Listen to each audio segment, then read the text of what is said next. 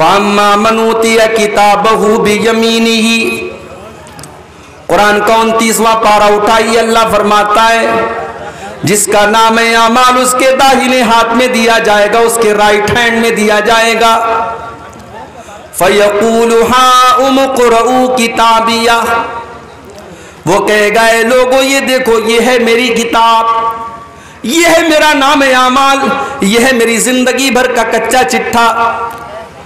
انی ظننت انی ملاق حسابیہ، جس کا نام اعمال اس کے داہنے ہاتھ میں ملے گا وہ خوش ہو کر کے کہے گا مجھے یقین تھا، مجھے پتا تھا میں اللہ کی بارگاہ میں ناکام نہیں ہوں گا، مجھے معلوم تھا میرا نام اعمال میرے داہنے ہاتھ میں ملے گا.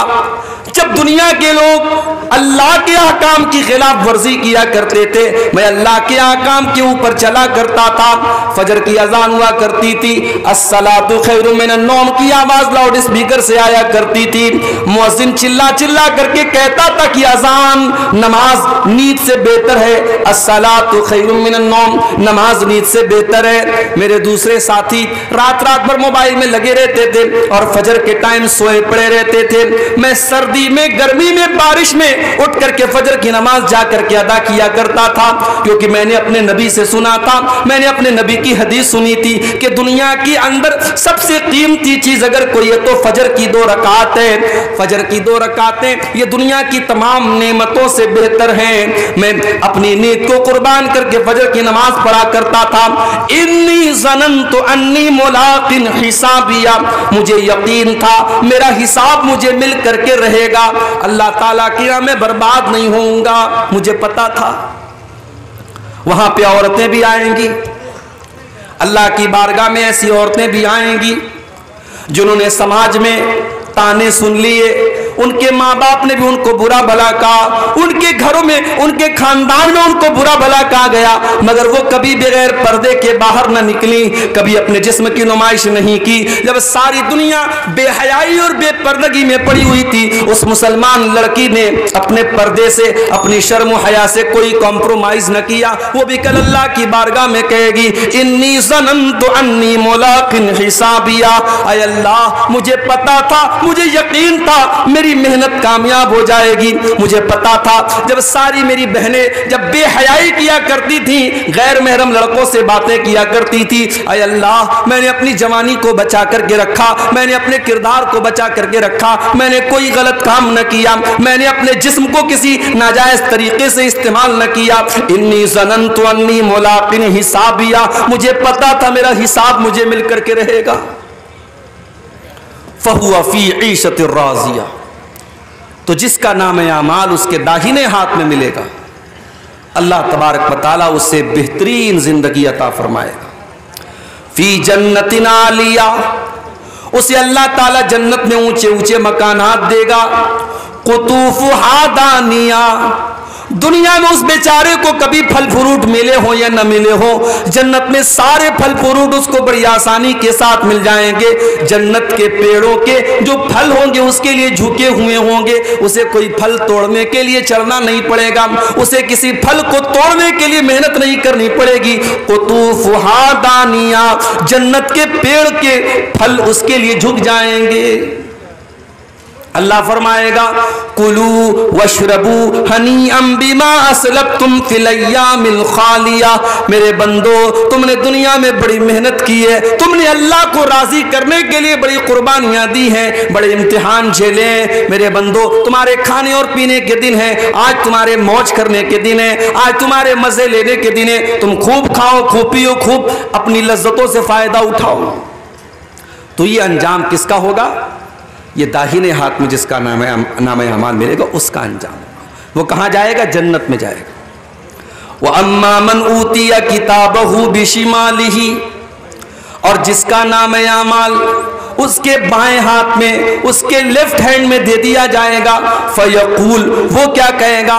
یا لیتنی لم اوت کتابیہ، اے کاش مجھے میری کتاب نہ دی گئی ہوتی، میرا نام اعمال مجھے نہ دیا گیا ہوتا. یا لیتہا کانت القاضیہ، اے کاش دنیا میں جو موت آئی تھی اسی موت پر میرا کام تمام ہو گیا ہوتا.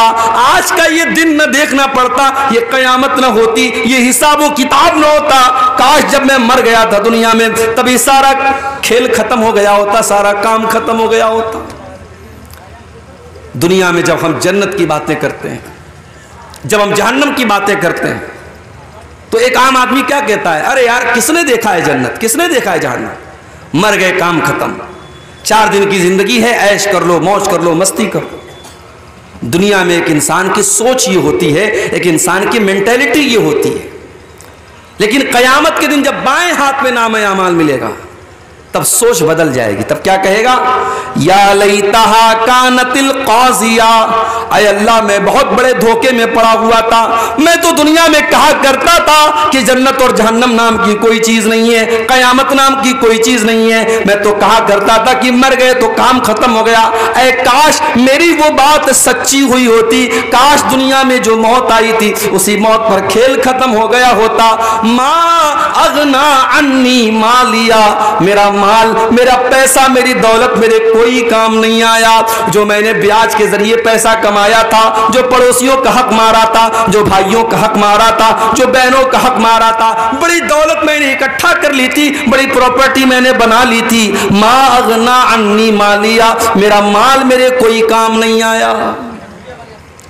حلق عنی سلطانیہ، میری سلطنت، میرا پاور، میرا اقتدار، میری حکومت سب ختم ہو گئی. آج میری لال بتی والی گاڑی، میرے آگے منسٹر اور میرے آگے ایم ایل اے، میرے آگے جو ایم پی لکھا جاتا تھا، آج میرا کوئی عہدہ قائم نہیں رہا. میری منسٹری ختم ہو گئی، میری بادشاہت ختم ہو گئی، آج مجھے کوئی پوچھنے والا نہیں ہے. پھر اللہ فرمائے گا خذوہ فغلوا ثم الجحیم صلوا ثم فی سلسلۃ ذرعها 70 ذراعا فصلوا. اللہ فرمائے گا فرشتوں سے پکڑ دو اس کو باندھ دو، اس کو 70 گز لمبی زنجیروں میں جکڑ دو. انہو کان لا یؤمن باللہ العظیم، یہ اللہ تبارک و تعالیٰ کے اوپر ایمان نہیں رکھتا تھا. ولا یحض علی طعام المسکین، یہ غریبوں کو کھانا کھلانے پر ابھارا نہیں کرتا تھا، یہ غریبوں کو کھانا نہیں کھلاتا تھا. فلیس لہ اليوم ہاہنا حمیم، آج اس کو کھولتا ہوا پانی دیا جائے گا، آج کوئی اس کا دوست اور مددگار نہیں ہے. میرے بھائیوں، دنیا میں ہم اور آپ جس کو بھی کامیابی سمجھتے ہیں، دنیا میں ہم کس کو کامیابی سمجھتے ہیں؟ دنیا میں ہماری نظر میں کامیابی یہی ہے کہ پورنیہ شہر کے اندر بہترین مکان مل جائے، کامیاب ہو گئے ہم. گورنمنٹ جاب مل جائے، کامیاب ہو گئے ہم. سماج میں عزت مل جائے، کامیاب ہو گئے ہم. کوئی کرسی مل جائے، کوئی پاور مل جائے، کامیاب ہو گئے ہم. مگر حقیقت میں اگر آپ قرآن کا مطالعہ کریں گے اور اللہ سے آپ سوال کریں گے کہ اے اللہ تیری نظر میں کامیابی کیا ہے، تو اللہ کا جواب آئے گا فَمَنْ زُحْزِحَ عَنِ النَّارِ وَأُدْخِلَ الْجَنَّةَ فَقَدْ فَازَ، جس کو جہنم سے بچا لیا گیا، جس کو جنت میں ڈال دیا گیا، وہی کامیاب ہے. وَمَا الْحَيَاةُ الدُّنْيَا إِلَّا مَتَاعُ الْغُرُورِ، اور جس دنیا کے چکر میں پڑ کر کے تم اپنے اللہ کو بھول کے بیٹھے ہو، اس دنیا کی اوقات نہیں ہے، اس دنیا کی حیثیت نہیں ہے کہ وہ دنیا تمہارے کام آئے. وَمَا الْحَيَاةُ الدُّنْيَا إِلَّا مَتَاعُ الْغُرُورِ، وہ دنیا تو دھوکے کا سامان ہے، بہت بڑی دھوکے باز ہے. دنیا تو دھوکے باز ہے میرے بھائی. دنیا نے آج تک کسی کے ساتھ وفا نہیں کی، آپ کے ساتھ کیا کرے؟ دنیا میں دولت کمانے والا قارون گزرا تھا، بڑی دولت تھی اس کے پاس. کیا دولت اس کے کام آئی؟ نہیں، مر گیا، اللہ نے خزانے کے ساتھ زمین میں دھسا دیا. اگر حکومت اور پاور یہ انسان کے لیے کامیابی ہوتی تو فرعون بہت بڑا بادشاہ تھا، مگر فرعون پانی میں ڈوب کر کے مر گیا اور ساری حکومت اس کی دوسروں کے ہاتھ میں چلی گئی. اگر دنیا میں جسمانی طاقت اور اپنی باڈی اور اپنے جسم کے اوپر غرور کرنے والوں کو یہ لگتا ہے کہ میں بہت بڑا باڈی بلڈر ہوں، میں بڑا مضبوط جسم کا مالک ہوں اور 100 کلو میرا وزن ہے اور اس لیے میں کامیاب ہوں، تو سن لو، قوم عاد ایک قوم گزری تھی، قوم سمود ایک قوم گزری تھی، وہ بھی بڑے باڈی بلڈر تھے، وہ بھی بڑے طاقتور تھے، بڑے لمبے لمبے تھے، وہ پہاڑوں کو کاٹ کاٹ کر کے مکان بناتے تھے، اللہ نے زمین میں پٹک پٹک کے مار دیا، ایسی ہوا چلائی اللہ نے، ان کی لاشیں زمین پر بچھ گئیں، ان کے سر الگ ہو گئے، ان کے دھڑ الگ ہو گئے، اور کھجور کے سڑے ہوئے تنے کی طرح ان کی ڈیڈ باڈی زمین پر پڑی رہ گئی۔ میرے پیارے ساتھیوں، نہ جسم اور نہ مال، نہ دولت، نہ شہرت، یہ تمام چیزیں کامیابی کی ضمانت نہیں ہیں۔ کامیابی کیا ہے؟ جس کے بارے میں اللہ فیصلہ کر دے کہ اسے جہنم سے بچا لیا گیا اور اسے جنت میں داخل کر دیا گیا، کامیاب وہی انسان ہے میرے بھائی۔ اچھا، یہ جو جہنم ہے، یہ جہنم کیسی ہوگی؟ اس جہنم کے اندر جہنمیوں کو کیا سزائیں دی جائیں گی؟ یہ پورا ایک ٹاپک ہے، پورا ایک عنوان ہے، اس پر ہم تھوڑی سی روشنی آج ڈالیں گے کہ جہنم کیا ہے۔ اللہ تبارک و تعالیٰ قرآن کریم کے 30ویں پارے میں فرماتا ہے، ان جہنم کانت مرصادا للطاغین مآبا لابثین فیہا احقابا۔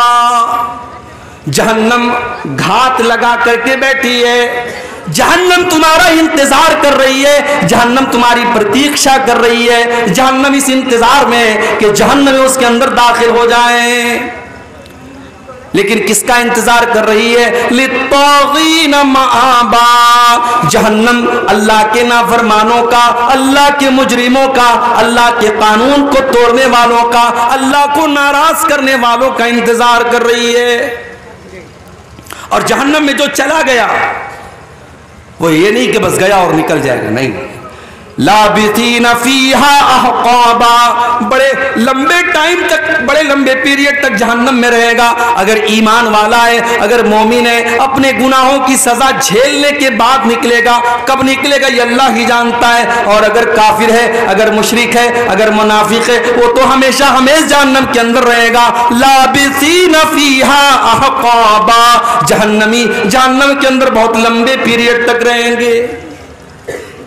دنیا میں گرمی لگی، ہم نے پنکھا لگا لیا، اور دولت آ گئی، ہم نے کولر لگا لیا، اور پیسے آ گئے، ہم نے اے سی لگوا لیا، لائٹ ہمارے گاؤں میں کٹ گئی، ہم نے انورٹر لگا لیا، ہم نے جنریٹر لگا لیا۔ لیکن میرے پیارے ساتھیوں، جہنم میں آپ کو گرمی لگے گی، وہاں کوئی پنکھا نہ چلے گا، جہنم میں پیاس لگے گی، وہاں کوئی ٹھنڈا پانی نہ ملے گا۔ لا یذوقون فیہا بردا ولا سلا ولا شرابا، جہنم کے اندر نہ تو ان کو پانی دیا جائے گا، نہ ان کو ٹھنڈک دی جائے گی، جہنم میں صرف گرمی ہی گرمی ہوگی۔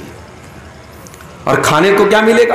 الا حمیما وغساقا، ان کو کھولتا ہوا گرم پانی اور پیپ اور مواد پلایا جائے گا۔ الا حمیما وغساقا جزاء وفاقا، یہ اللہ کے نافرمانوں کا پورا پورا بدلہ ہے جو جہنم میں دیا جائے گا۔ آپ لوگ جلسہ کرتے ہیں تو جلسے کا ایک آج کل فیشن چلا ہے، گیٹ بنواتے ہیں۔ ابھی سیمانچل میں تو غنیمت ہے، مالدہ وغیرہ میں، بنگال میں، ہمارے بنگالی وقتہ لوگ جاتے رہتے ہیں، میں تو کم جاتا ہوں بنگال میں، وہاں دیکھتا ہوں بالکل روڈ پر ایک بہت بڑا گیٹ لگتا ہے، اور گیٹ پر اگر عبدالغفار صاحب کی تقریر ہے تو خوب بڑا سا فوٹو لگتا ہے۔ اچھا، مجھ سے لوگ فوٹو مانگتے ہیں جلسے والے کہ مولوی صاحب فوٹو دے دیجئے، ہم پوسٹر پہ ڈالیں گے، ہم گیٹ پر ڈالیں گے۔ میں منع کرتا ہوں، یہ فوٹو مت ڈالیے۔ لیکن آج کے دور میں کیا مشکل ہے، وہ یوٹیوب سے لے لیتے ہیں، وہ انٹرنیٹ سے لے لیتے ہیں، تو فوٹو ملنے میں تو کوئی مشکل کام نہیں ہے، تو بڑے بڑے گیٹ لگاتے ہیں۔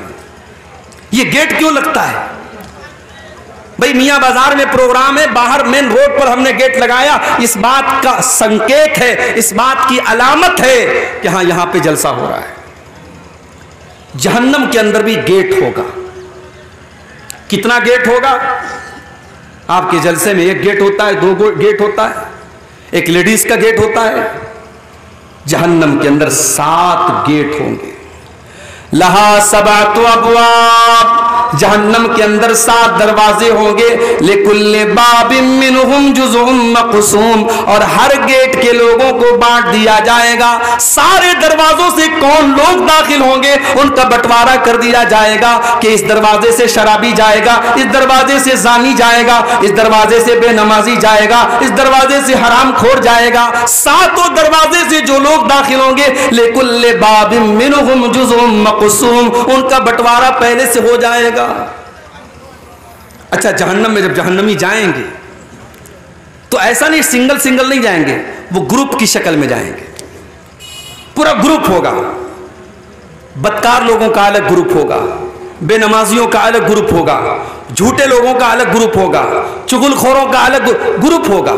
وَسِيقَ الَّذِينَ كَفَرُوا إِلَى جَهَنَّمَ زُمَرًا، جہنمیوں کو جہنم میں گروپ کی شکل میں لے کے جایا جائے گا، ان کو ہانک کے لے کے جایا جائے گا، جیسے جانوروں کو، جیسے بکری بکرا کو، جیسے گائے بھینس کو ہانک کے لے کے جایا جاتا ہے۔ جہنمیوں کو کوئی سمان کے ساتھ، کوئی رسپیکٹ کے ساتھ، کوئی عزت کے ساتھ لے کے نہیں جایا جائے گا، ان کو ہانک کر کے لے کے جایا جائے گا۔ وَسِيقَ الَّذِينَ كَفَرُوا إِلَى جَهَنَّمَ زُمَرًا حَتَّى إِذَا جَاءُوهَا فُتِحَتْ أَبْوَابُهَا وقال لهم خزنتها ألم يأتكم رسل منكم يتلون عليكم آياتي، جب جہنمی جہنم کے دروازے پر پہنچیں گے تو فرشتے وہاں جہنم کے گیٹ پہ کھڑے رہیں گے، جہنمیوں کے سے فرشتے سوال کریں گے کہ چلو جہنم میں آ جاؤ۔ پھر وہ سوال کریں گے فرشتے، الم یاتکم رسل منکم یتلون علیکم آیات ربکم، کیا تمہارے پاس اللہ کے پیغمبر نہیں آئے جو تم کو اللہ کی آیتیں پڑھ پڑھ کے سناتے تھے؟ وینذرونکم لقاء یومکم ھذا، اور تمہیں آج کے دن سے ڈرایا کرتے تھے۔ قالوا بلا ولکن حقت کلمۃ العذاب علی الکافرین، لیکن جہنمی کہیں گے کہ نہیں، آئے تھے ہمارے پاس، اللہ کے پیغمبر بھی آئے تھے، اللہ کے رسول بھی آئے تھے، مگر ہم بڑے بد نصیب تھے، ہم نے ان نبیوں کی بات نہیں مانی، ہم نے ان پیغمبروں کی بات نہیں مانی، اور ہم جہنم میں جانے والا عمل کرتے رہے، اس لیے آج ہم جہنم میں آئے۔ اچھا، جہنمی جب جہنم میں جائیں گے تو پیر سے نہیں جائیں گے، چہرے کے بل گھسیٹ کر کے جائیں گے۔ یحشرون علی وجوہہم فی جہنم، وہ جہنم میں اپنے چہروں کے بل گھسیٹ کر کے لے کے جائیں گے۔ جہنمی چہرے کے بل گھسیٹ کے جہنم میں جائیں گے میرے بھائی۔ اچھا، جب جہنم میں پہنچ گئے، اب جہنم میں بھی الگ الگ درجے ہوں گے۔ جہنم بہت گہری ہے، جو جتنا زیادہ گنہگار ہے وہ اتنا اندر ہوگا، جتنا زیادہ، اسی لیے اللہ نے منافقوں کے بارے میں کہا ان المنافقین فی الدرک الاسفل من النار، جو منافق لوگ ہوں گے جو ایمان کا چولا پہن کر کے ایمان والوں کو دھوکہ دیں گے، وہ جہنم کے سب سے نچلے درجے میں ہوں گے۔ تو جہنم کے بہت سارے درجے ہوں گے۔ اچھا، جہنم کتنی گہری ہوگی؟ ایک مرتبہ اللہ کے پیارے نبی صحابہ کے ساتھ بیٹھے تھے، اچانک ایک زوردار آواز آئی۔ آپ نے صحابہ سے پوچھا کہ اے صحابہ، کیا تم جانتے ہو یہ آواز کہاں سے آئی؟ صحابہ نے کہا ہمیں نہیں معلوم، اللہ اور اس کے رسول زیادہ جانتے ہیں۔ آپ نے فرمایا ھذا حجر رمی بہ فی النار منذ 70 خریفا، اے میرے صحابہ، یہ ایک پتھر کے گرنے کی آواز تھی جو 70 سال پہلے جہنم میں گرایا گیا تھا۔ فہو یہوی الآن فہو ینتہی الی قاریہ، 70 سال کے بعد آج وہ پتھر جہنم کی تہہ تک پہنچا ہے، جہنم کی گہرائی تک پہنچا ہے۔ جہنم اتنی گہری ہے کہ پتھر کو جہنم کی تہہ تک پہنچنے میں 70 سال لگ جاتے ہیں۔ اللہ اکبر۔ دنیا میں آگ لگتی ہے، کیسے لگتی ہے؟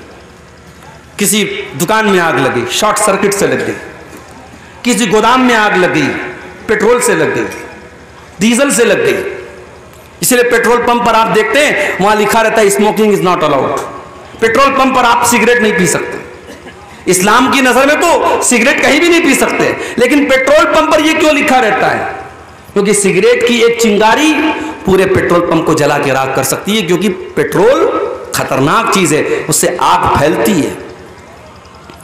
سوال یہ پیدا ہوتا ہے جہنم کی جو آگ ہوگی اس آگ کا ایندھن کیا ہوگا؟ کیا وہ پیٹرول سے جلے گی؟ کیا وہ ڈیزل سے جلے گی؟ کیا وہ کوئلے سے جلے گی؟ کیا وہ لکڑی سے جلے گی؟ قرآن کریم جواب دیتا ہے یا ایھا الذین آمنوا قوا انفسکم واہلیکم نارا وقودھا الناس والحجارہ، اے ایمان والو اپنے آپ کو اور اپنے بال بچوں کو، اپنے پریوار کو جہنم کی آگ سے بچاؤ جس کا ایندھن انسان اور پتھر ہوں گے، جو انسانوں سے جلے گی، جو پتھروں سے جلے گی۔ علیہا ملائکۃ غلاظ شداد، اور جہنم کے جو داروغہ ہوں گے، جہنم کے جو چوکیدار ہوں گے وہ انسان نہیں ہوں گے جو رشوت لے لیں، وہ تو فرشتے ہوں گے، اور فرشتے کسی کے ساتھ کوئی رعایت نہیں کریں گے، فرشتے کسی کے ساتھ کوئی سمجھوتا نہیں کریں گے۔ دنیا میں کیا ہوتا ہے؟ انسان جیل میں جاتا ہے، جیلر کو پیسہ دے دیتا ہے، اس کو جیل میں آرام سے ہائی فائی فیسلٹی ملتی ہے، کیس چلتا ہے عدالت میں، وکیل اچھا وکیل ہائر کر لیتا ہے، کیس جیت جاتا ہے، بے ایمان ایماندار بن جاتا ہے، چور صحیح بن جاتا ہے، قاتل چھوڑ دیا جاتا ہے، بے قصور گرفتار ہو جاتا ہے۔ یہی تو چل رہا ہے عدالت میں۔ اللہ کی عدالت میں ایسا کچھ نہیں چلے گا، کیونکہ وہاں فرشتوں کے ہاتھ میں کنٹرول ہوگا، اور فرشتے رشوت نہیں لیتے، فرشتے کسی کے ساتھ کوئی مروت نہیں کریں گے، فرشتے اپنی ڈیوٹی نبھاتے ہیں، ان کو جو ڈیوٹی اللہ تعالیٰ دیتا ہے وہ اپنی ڈیوٹی نبھاتے ہیں۔ اچھا، دنیا میں آگ لگتی ہے، دنیا کی آگ میں کوئی جل جاتا ہے، اس کی باڈی کا جو حال ہوتا ہے، کبھی آپ نے کہیں پر کوئی جلنے والا حادثہ ہوا دیکھا ہوگا تو آپ سمجھ سکتے ہیں کتنا خطرناک معاملہ ہوتا ہے۔ ایک انسان اگر جل کے مر جائے تو اس کی ڈیڈ باڈی کو بہت سے کمزور دل کے لوگ تو دیکھ ہی نہیں سکتے، ان کو الٹی ہو جائے گی، اتنی خطرناک شکل بن جاتی ہے۔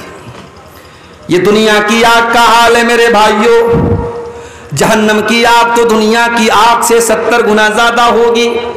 اللہ کے پیارے نبی فرماتے ہیں، صحیح مسلم کی روایت ہے، نارکم جزء من 70 جزءا من نار جہنم، او لوگو جہنم کی آگ کے 70 حصے کر دیے جائیں تو ان 70 حصوں میں سے ایک حصہ دنیا میں آیا ہے، ایک حصہ باقی 69 حصہ تو جہنم کی آگ کے اندر ہے۔ اور اللہ کے نبی فرماتے ہیں کہ جہنم اس سے 69 گنا زیادہ خطرناک ہوگی، اور جتنی دنیا کی آگ جلاتی ہے اس سے 70 گنا زیادہ خطرناک جلانے والی آگ جہنم کی ہوگی۔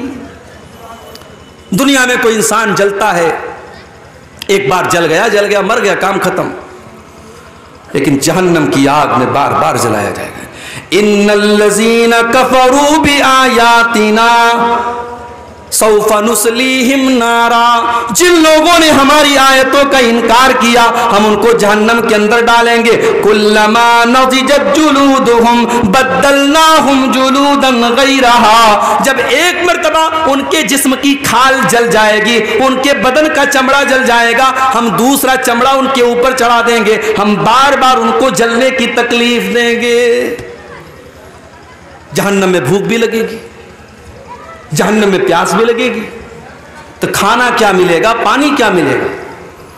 لیس لہم طعام الا من ضریع، جہنمیوں کو کانٹے دار جھاڑی کھلائی جائے گی، لا یسمن ولا یغنی من جوع، وہ کانٹے دار جھاڑی جب اپنے حلق میں ڈالیں گے نہ تو اس سے پیٹ بھرے گا نہ بدن میں طاقت آئے گی، بس ان کو کھلانے کے طور پر وہ کانٹے دار زری نام کی جھاڑی کھلائی جائے گی۔ اور ایک پھل ہے، اس کا نام ہے زقوم، یہ زقوم کا پیڑ جو ہے یہ جہنم کے اندر نکلے گا۔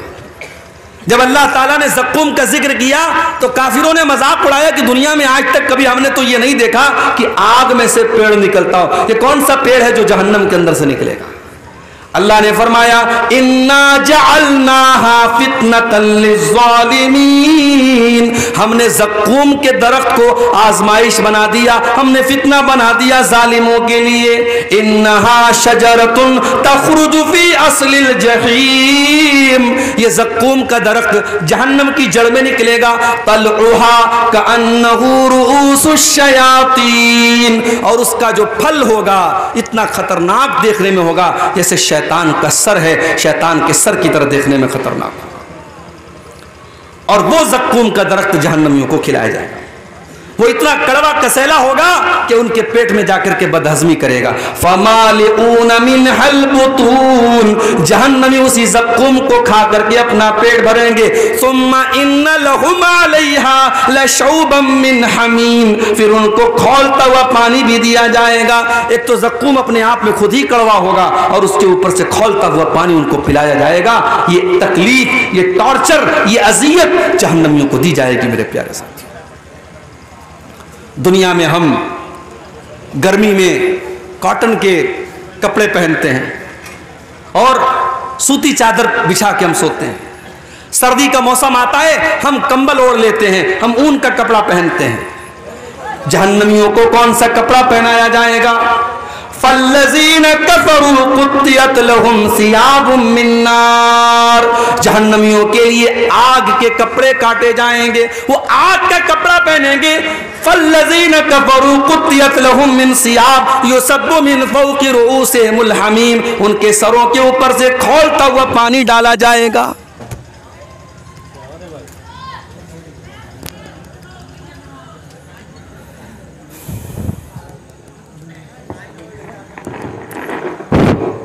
ان کے سروں کے اوپر سے کھولتا ہوا پانی ڈالا جائے گا.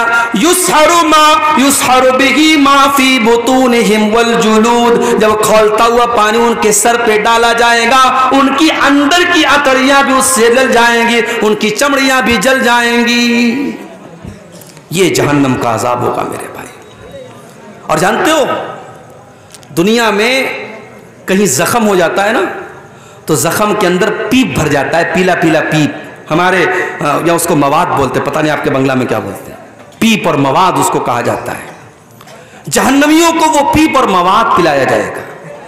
یسقا من ماء صدید، جہنمیوں کو پیپ اور مواد پلایا جائے گا.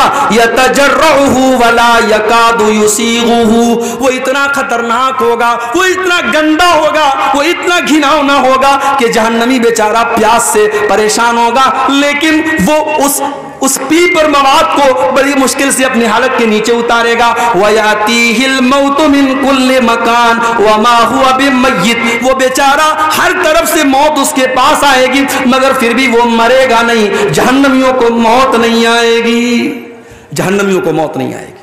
کیوں؟ کیونکہ جب جنتی جنت میں چلے جائیں گے اور جہنمی جہنم میں چلے جائیں گے تو اللہ تبارک و تعالیٰ موت کو ایک دمبے کی شکل میں، ایک میڈھا کی شکل میں لائے گا اور موت کے گلے پر چھری چلا دی جائے گی. موت کو ذبح کر دیا جائے گا، موت کو قربان کر دیا جائے گا اور اعلان کر دیا جائے گا اے جنتیوں اب ہمیشہ جنت میں رہنا ہے، اور اے جہنمیوں ہمیشہ جہنم میں رہنا ہے. اب موت آنے والی نہیں ہے، موت کا معاملہ ختم ہو گیا. جہنمی بیچارے پریشان ہو کر کے جہنم کے داروغہ سے ریکویسٹ کریں گے. وَنَادَا أَصْحَابُ النَّارِ أَصْحَابَ الْجَنَّةِ وَنَادَوْا يَا مَالِكُ لِيَقْضِ عَلَيْنَا رَبُّكَ قَالَ إِنَّكُمْ مَاكِثُونَ، جہنمی کہیں گے اے جہنم کے داروغہ، اے مالک. جہنم کے داروغہ کا نام کیا ہوگا؟ مالک. جنت کے داروغہ کا نام رضوان اور جہنم کے داروغہ کا نام مالک. تو کہیں گے اے مالک، اے جہنم کے داروغہ، اپنے رب سے کہہ دو ہمیں ایک بار مار دے، ہمیں ایک بار موت دے دے. یہ تل تل نہ مارے، یہ بار بار نہ مارے، یہ قسطوں میں نہ مارے، ایک بار ہمیں مار کے کام ختم کر دے. جہنم کا داروغہ کہے گا قال انکم ماکثون، اے جہنمیوں تمہیں ہمیشہ ہمیشہ اسی جہنم میں رہنا ہے، تمہیں موت آنے والی نہیں ہے. اللہ اکبر، کتنے پتھر دل ہو گئے ہم لوگ. اس جہنم کے بارے میں ہم سنتے ہیں، پڑھتے ہیں، ہم دعا بھی کرتے ہیں اللہ سے ربنا آتنا فی الدنیا حسنہ وفی الآخرۃ حسنہ وقنا عذاب النار، اے اللہ جہنم کے عذاب سے بچا لے. ہم دعا بھی کرتے ہیں مگر اس جہنم سے بچنے کی کوشش نہیں کرتے. کتنے کام ہم ایسے کرتے ہیں جو جہنم میں لے کے جانے والے ہیں، اور ابھی میں بیان کروں گا وہ کون سے کام ہیں. چند اہم کام بیان کروں گا جو جہنم میں لے کے جاتے ہیں. میرے بھائیوں، ہم جہنم کے بارے میں سنتے ہیں، بیانات سنتے ہیں، تقریریں سنتے ہیں، جمعہ کے خطبے میں ہم اللہ کے پیارے نبی کی حدیثیں سنتے ہیں، مگر ہمارا دل کانپتا نہیں ہے، ہمارے رونگٹے کھڑے نہیں ہوتے ہیں، ہمارے دلوں میں ڈر پیدا نہیں ہوتا ہے. کیوں؟ ثم قست قلوبكم من بعد ذلك فهي كالحجارة أو أشد قسوة. اللہ اللہ نے قرآن میں فرمایا تمہارے دل تو اتنے کٹھور ہو گئے، تمہارے دل تو اتنے سخت ہو گئے کہ پتھروں سے بھی زیادہ کٹھور تمہارے دل ہو گئے۔ پتھر کے اوپر بھی پانی بار بار پڑتا ہے تو پتھر کے اندر بھی سوراخ ہو جاتا ہے، پتھر سے بھی پانی رسنے لگتا ہے۔ اے انسانوں، اللہ کی نافرمانی کرتے کرتے تمہارے دل اتنے کٹھور ہو گئے کہ پتھروں سے بھی زیادہ سخت ہو گئے تمہارے دل۔ آج حقیقت میں میرے بھائیوں ہمارے دل پتھروں سے بھی زیادہ سخت ہو گئے، ورنہ صحابہ کرام تو جہنم کی بات سن کے رونے لگتے تھے، جہنم کی بات سن کر کے صحابہ کرام رونے لگتے تھے۔ حضرت عائشہ رضی اللہ تعالیٰ عنہ، صبح کا ٹائم ہے، سورج نکلنے کے بعد جو ایک نماز پڑھی جاتی ہے جس کو چاشت کی نماز کہا جاتا ہے، اما عائشہ رضی اللہ تعالیٰ عنہ چاشت کی نماز پڑھ رہی ہیں اور چاشت کی نماز میں سورہ طور کی تلاوت کر رہی ہیں۔ میری پیاری ماں بہنوں، ذرا آج آپ اپنا جائزہ لے لیں، آج کتنی عورتیں جن کو سورہ طور یاد بھی نہ ہوگی۔ ہمارے یہاں عورتوں کا معاملہ بڑا گڑبڑ ہے، دین کی تعلیم نہ کے برابر ہے، یا تو مدرسے میں پڑھے گی یا بالکل نہیں پڑھے گی۔ جو لڑکیاں مدرسے میں پڑھتی ہیں ان کو تو جانکاری ہے دین کی، جو مدرسے میں نہیں جاتی ان کو بالکل جانکاری نہیں ہے۔ حضرت عائشہ چاشت کی نماز پڑھ رہی ہیں، سورہ طور کی تلاوت کر رہی ہیں، اور سورہ طور کی تلاوت کرتے ہوئے حضرت عائشہ اس آیت پر پہنچتی ہیں، جب جنتی جنت میں جائیں گے تو جنتی اللہ کا شکر ادا کریں گے اور کہیں گے فمن اللہ علینا ووقانا عذاب السموم، اے اللہ تیرا بہت بڑا احسان ہے ہمارے اوپر، تو نے جہنم کی آگ سے ہم کو بچا لیا، تو نے جہنم کی عذاب سے ہم کو بچا لیا۔ اما عائشہ جب اس آیت پر پہنچتی ہیں تو رونے لگتی ہیں اور بار بار اسی آیت کو ریپیٹ کرنے لگتی ہیں، بار بار اسی آیت کو دہرانے لگتی ہیں، فمن اللہ علینا ووقانا عذاب السموم، اے اللہ تیرا بہت بڑا احسان ہمارے اوپر، تو نے جہنم کی آگ سے ہم کو بچا لیا۔ حضرت عائشہ کے ایک بھانجے تھے، ان کا نام عروہ تھا، وہ اپنی خالہ سے ملنے آئے، دیکھا خالہ نماز پڑھ رہی ہیں اور بار بار اسی آیت کو دہرا رہی ہیں۔ انہوں نے سوچا میں چلا جاتا ہوں، بعد میں آ جاؤں گا۔ کہتے میں مارکیٹ میں گیا، میں نے سودا خریدا، میں نے سامان خریدا، ایک دو گھنٹے کے بعد اپنا سامان خریدنے کے بعد، اپنا کام کرنے کے بعد جب میں دوبارہ اپنی خالہ کے گھر گیا، میں نے دیکھا وہی حالت ہے، خالہ نماز میں کھڑی ہیں، آنکھوں سے آنسو بہ رہے ہیں اور خالہ بار بار اسی آیت کو دہرا رہی ہیں، فمن اللہ علینا ووقانا عذاب السموم۔ جنتی کہیں گے اے اللہ تیرا بہت بڑا احسان ہمارے اوپر ہے، تو نے جہنم کی آگ سے ہم کو بچا لیا۔ ہمارے اور آپ کے اندر یہ جذبہ کب پیدا ہوگا میرے بھائی؟ جہنم کی آگ سے بچنے کی ہم تیاری کب کریں گے؟ یاد رکھو جہنم کی آگ سے بچنے کے لیے آپ کو ان کاموں سے بچنا پڑے گا جو جہنم کی طرف لے کے جاتے ہیں، اور آج کی تقریر میں کچھ ایسے کام بتاؤں گا، میں وہ کام بتاؤں گا جو جہنم میں لے کے جاتے ہیں۔ مقصد یہ ہے ان کاموں سے ہم اپنے دامن کو بچائیں، نہیں بچائیں گے تو ہمارا انجام بہت برا ہوگا۔ بس ہم دعا کرتے اللہ ہمیں ہماری حفاظت کرے۔ اگر ہم ان کاموں کی بات کریں جو جہنم میں لے کر کے جاتے ہیں، اس میں نمبر 1 پر اگر کوئی کام ہے، سب سے پہلا اگر کوئی کام ہے جو جہنم میں لے کر کے جانے والا ہے، اسے ہم شرک کہتے ہیں۔ اللہ کی عبادت میں کسی کو شریک کرنا، کسی کو سنگی بنانا، کسی کو شریک کرنا، کسی کو پارٹنر بنانا۔ جو کام اللہ کے لیے کیا جاتا ہے وہ کام کسی اور کے لیے کرنا۔ نماز اللہ کے لیے پڑھی جاتی ہے، رکوع اللہ کے لیے ہوتا ہے، سجدہ اللہ کے لیے ہوتا ہے، قسم اللہ کے نام کی کھائی جاتی ہے، جانور اللہ کے نام کا ذبح ہوتا ہے، سر اللہ کے آگے جھکایا جاتا ہے، ہاتھ اللہ کے آگے پھیلایا جاتا ہے۔ یہ سارے کام اگر کسی اور کے ساتھ کیے جاتے ہیں، چاہے وہ کوئی نبی کیوں نہ ہو، چاہے وہ کوئی ولی کیوں نہ ہو، چاہے وہ کوئی جانور کیوں نہ ہو، چاہے وہ کوئی پیڑ کیوں نہ ہو، اللہ کا مقام کسی اور کو دینا یہی شرک ہے میرے پیارے ساتھیوں۔ اور قرآن کہتا ہے انہ من یشرک باللہ فقد حرم اللہ علیہ الجنہ ومأواہ النار وما للظالمین من انصار۔ جو اللہ کے ساتھ شرک کرے گا اس کی ہم مغفرت نہیں کریں گے، اس کا ٹھکانہ جہنم ہوگا، اس کے لیے جنت حرام ہے اور وہ ہمیشہ ہمیشہ جہنم میں رہے گا۔ مشرک کو اللہ تعالی جہنم سے نہیں بچائے گا میرے بھائی، دوسرے گناہوں کو اللہ تعالیٰ ان کی سزا دے کر کے یا معاف کر کے جنت میں داخل کر دے گا، مگر مشرک جو شرک پر مرا ہے اس کو اللہ تعالیٰ جہنم سے کبھی نہیں نکالے گا۔ پورے قرآن میں اللہ نے کسی اور گناہ کے بارے میں اتنی سخت بات نہیں کی جتنی اللہ نے شرک کے بارے میں بات کہی. ان اللہ لا یغفر ان یشرک بہ ویغفر ما دون ذلک لمن یشاء. اللہ تعالیٰ شرک کو معاف نہیں کرے گا. معاف کرنا تو بڑی دور کی بات ہے.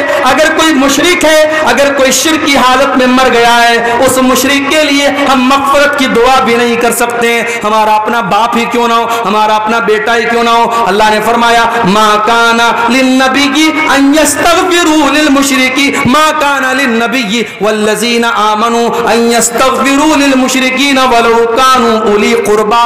اے ایمان والو اور اے میرے نبی, کان کھول کر کے سن لو, کسی مشرک کے لیے تم مغفرت کی دعا بھی نہیں کر سکتے, تمہارا کوئی اپنا رشتہ دار ہی کیوں نہ ہو.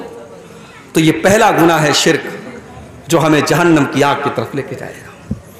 اور آج بڑے افسوس کے ساتھ کہنا پڑتا ہے, ہمارے کتنے مسلمان بھائی ہیں جن کو پٹی پڑھا دی گئی, ساری زندگی وہ شرک کر رہے ہیں, اور نام مسلمان والا ہے, ٹوپی مسلمان والی ہے, گوشت برابر کھا رہے ہیں اور سمجھ رہے صاحب ہم بہت پکے مسلمان ہیں, جبکہ وہ قدم قدم پہ شرک کر رہے ہیں.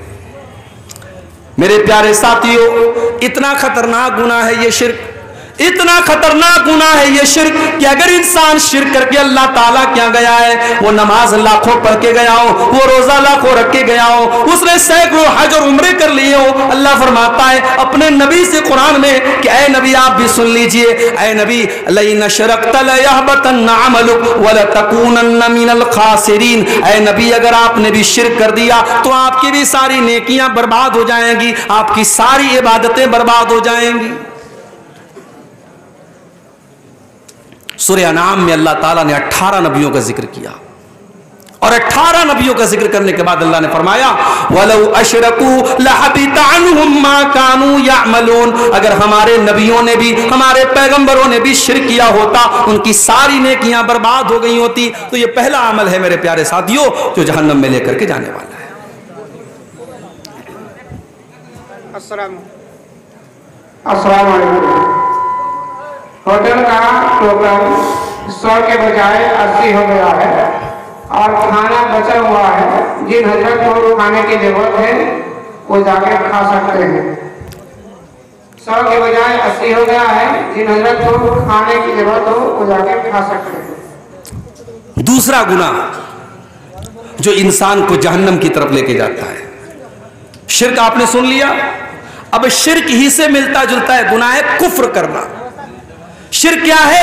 اللہ کی عبادت میں کسی کو شریک کرنا. کفر کیا ہے؟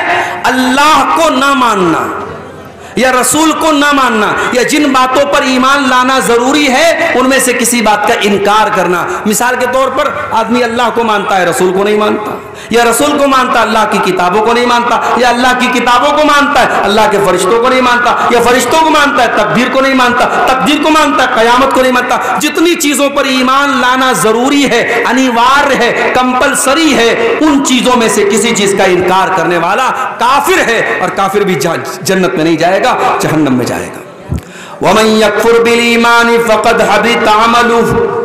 جو اللہ تعالیٰ کے اوپر ایمان لانے والی کسی چیز کا انکار کرے گا, فقد حبط عملہ, اس کے سارے عمل برباد ہو جائیں گے. وَهُوَ فِي الْآخِرَةِ مِنَ الْخَاسِرِينَ, اور آخرت میں وہ نقصان اٹھانے والوں میں سے ہوگا.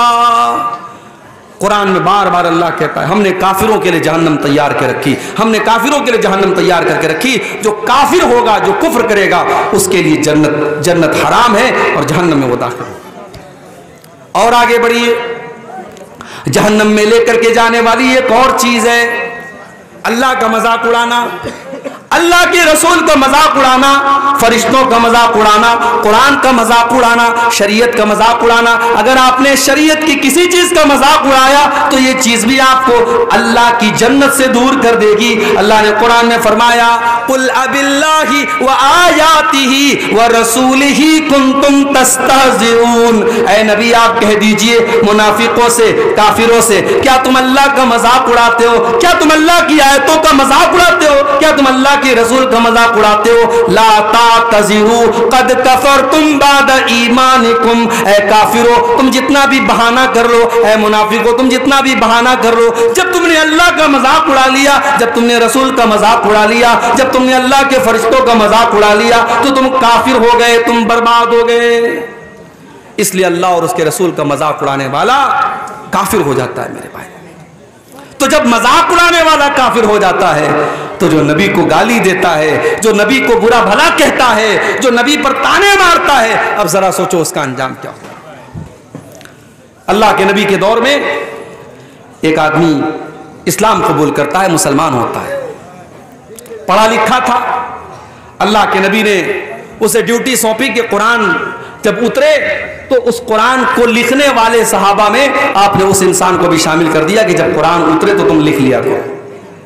بخاری کے الفاظ ہیں، کچھ دنوں تک وہ اللہ کے نبی کے ساتھ رہا اور اللہ کے نبی کے ساتھ کچھ قرآن کی آیتوں کو اس نے لکھا بھی، اور اس کے بعد وہ مرتد ہو گیا، وہ کافر ہو گیا، وہ اسلام کو چھوڑ کے چلا گیا، دوبارہ عیسائی بن گیا۔ جب وہ عیسائی بن گیا اس نے جا کر کے لوگوں میں یہ پروپیگنڈا شروع کر دیا، یہ پھیلانا شروع کر دیا، ارے محمد کو تو کچھ نہیں آتا، جو میں نے لکھ کر کے دیا ہے بس اتنا ہی آتا ہے، اس سے زیادہ تو محمد کو کچھ بھی نہیں آتا ہے۔ اللہ کے نبی پر جھوٹی تہمت لگا رہا ہے، جھوٹا بہتان لگا رہا ہے، الزام لگا رہا ہے۔ اللہ کے نبی خاموش رہے، کوئی جواب نہیں دیا۔ اللہ کے اوپر آپ نے چھوڑ دیا کہ اللہ تیرے نبی کا مذاق اڑا رہا ہے، اب تو فیصلہ کر دے۔ کچھ دنوں کے بعد اس کی موت ہو گئی، وہ آدمی مر گیا۔ مرنے کے بعد اس کی قوم کے لوگوں نے اس کو قبرستان میں لے جا کر کے دفن کیا۔ رات کو دفن کیا، اگلے دن کیا دیکھتے ہیں، اس کی لاش قبر کے باہر پڑی ہوئی ہے۔ اس کے ساتھیوں نے کہا لگتا ہے محمد صلی اللہ علیہ وسلم اور ان کے ساتھیوں نے بدلہ لیا ہے، اسے دشمنی لی ہے اور اس کو قبر سے باہر نکالا ہے۔ انہوں نے اور گہری قبر کھودی اور گہرا گڈھا کھودا اور اس میں اس کو دفن کر دیا۔ اگلے دن پھر جا کے دیکھا تو لاش باہر رکھی ہوئی ہے۔ 3 دن تک لگاتار گڈھا کھودتے رہے، اس انسان کی لاش کو زمین میں دفن کرتے رہے، لیکن زمین نے اس کی لاش کو قبول نہ کیا۔ جب تیسرے دن بھی ایسا ہوتا چلا گیا، وہ سمجھ گئے کہ یہ انسان کا کام نہیں ہے، یہ اللہ کا کام ہے، یہ اللہ کی طرف سے غضب نازل ہو رہا ہے۔ انہوں نے لے جا کر کے اس کی لاش کو کوڑے میں پھینک دیا۔ میرے بھائیوں، آج بھی اگر کوئی نبی کا مذاق اڑاتا ہے، کوئی اللہ کا مذاق اڑاتا ہے، اس کا انجام بہت برا ہونے والا ہے۔ یہ بات یاد رکھو، 1400 سال سے لے کر کے آج تک کی تاریخ گواہ ہے، نبی اکرم کا مذاق اڑانے والا اور اسلام کا مذاق اڑانے والا آخرت میں تو جو ہوگا ہوگا، دنیا میں بھی وہ برباد ہونے والا ہے میرے پیارے ساتھی۔ اور آگے بڑھیے، ایک اور چیز ہمیں جہنم میں لے کر کے جانے والی ہے۔ یا ایھا الذین آمنوا لا تاکلوا الربا اضعافا مضاعفا، اے ایمان والو تم سود نہ کھانا، تم بیاج نہ کھانا، واتقوا اللہ لعلکم تفلحون، اللہ سے ڈرو تبھی تم کامیاب ہو سکتے ہو، تم سود کھا کر کے کامیاب نہیں ہو سکتے۔ سود کھانے والا، بیاج کھانے والا، یہ بھی جہنم کو اپنے اوپر لازم کر رہا ہے۔ اللہ کے نبی نے صرف سود کھانے والے پر لعنت نہیں کی، آپ نے فرمایا لعن اللہ آکل الربا وموکلہ وکاتبہ وشاہدیہ، اللہ تعالیٰ کی لعنت ہو سود کھانے والے پر، سود کھلانے والے پر، سود لکھنے والے پر، سود کی گواہی دینے والے پر، اور آپ نے فرمایا سب برابر ہیں۔ اسی لیے علماء کہتے ہیں کہ بینک میں کوئی جاب کرنا صحیح نہیں ہے، کیونکہ بینک کا پورا کام سود پر ہوتا ہے۔ بینک میں آپ کوئی بھی کام کریں گے وہ سود میں سپورٹ ہوگا، بیاج میں سپورٹ ہوگا۔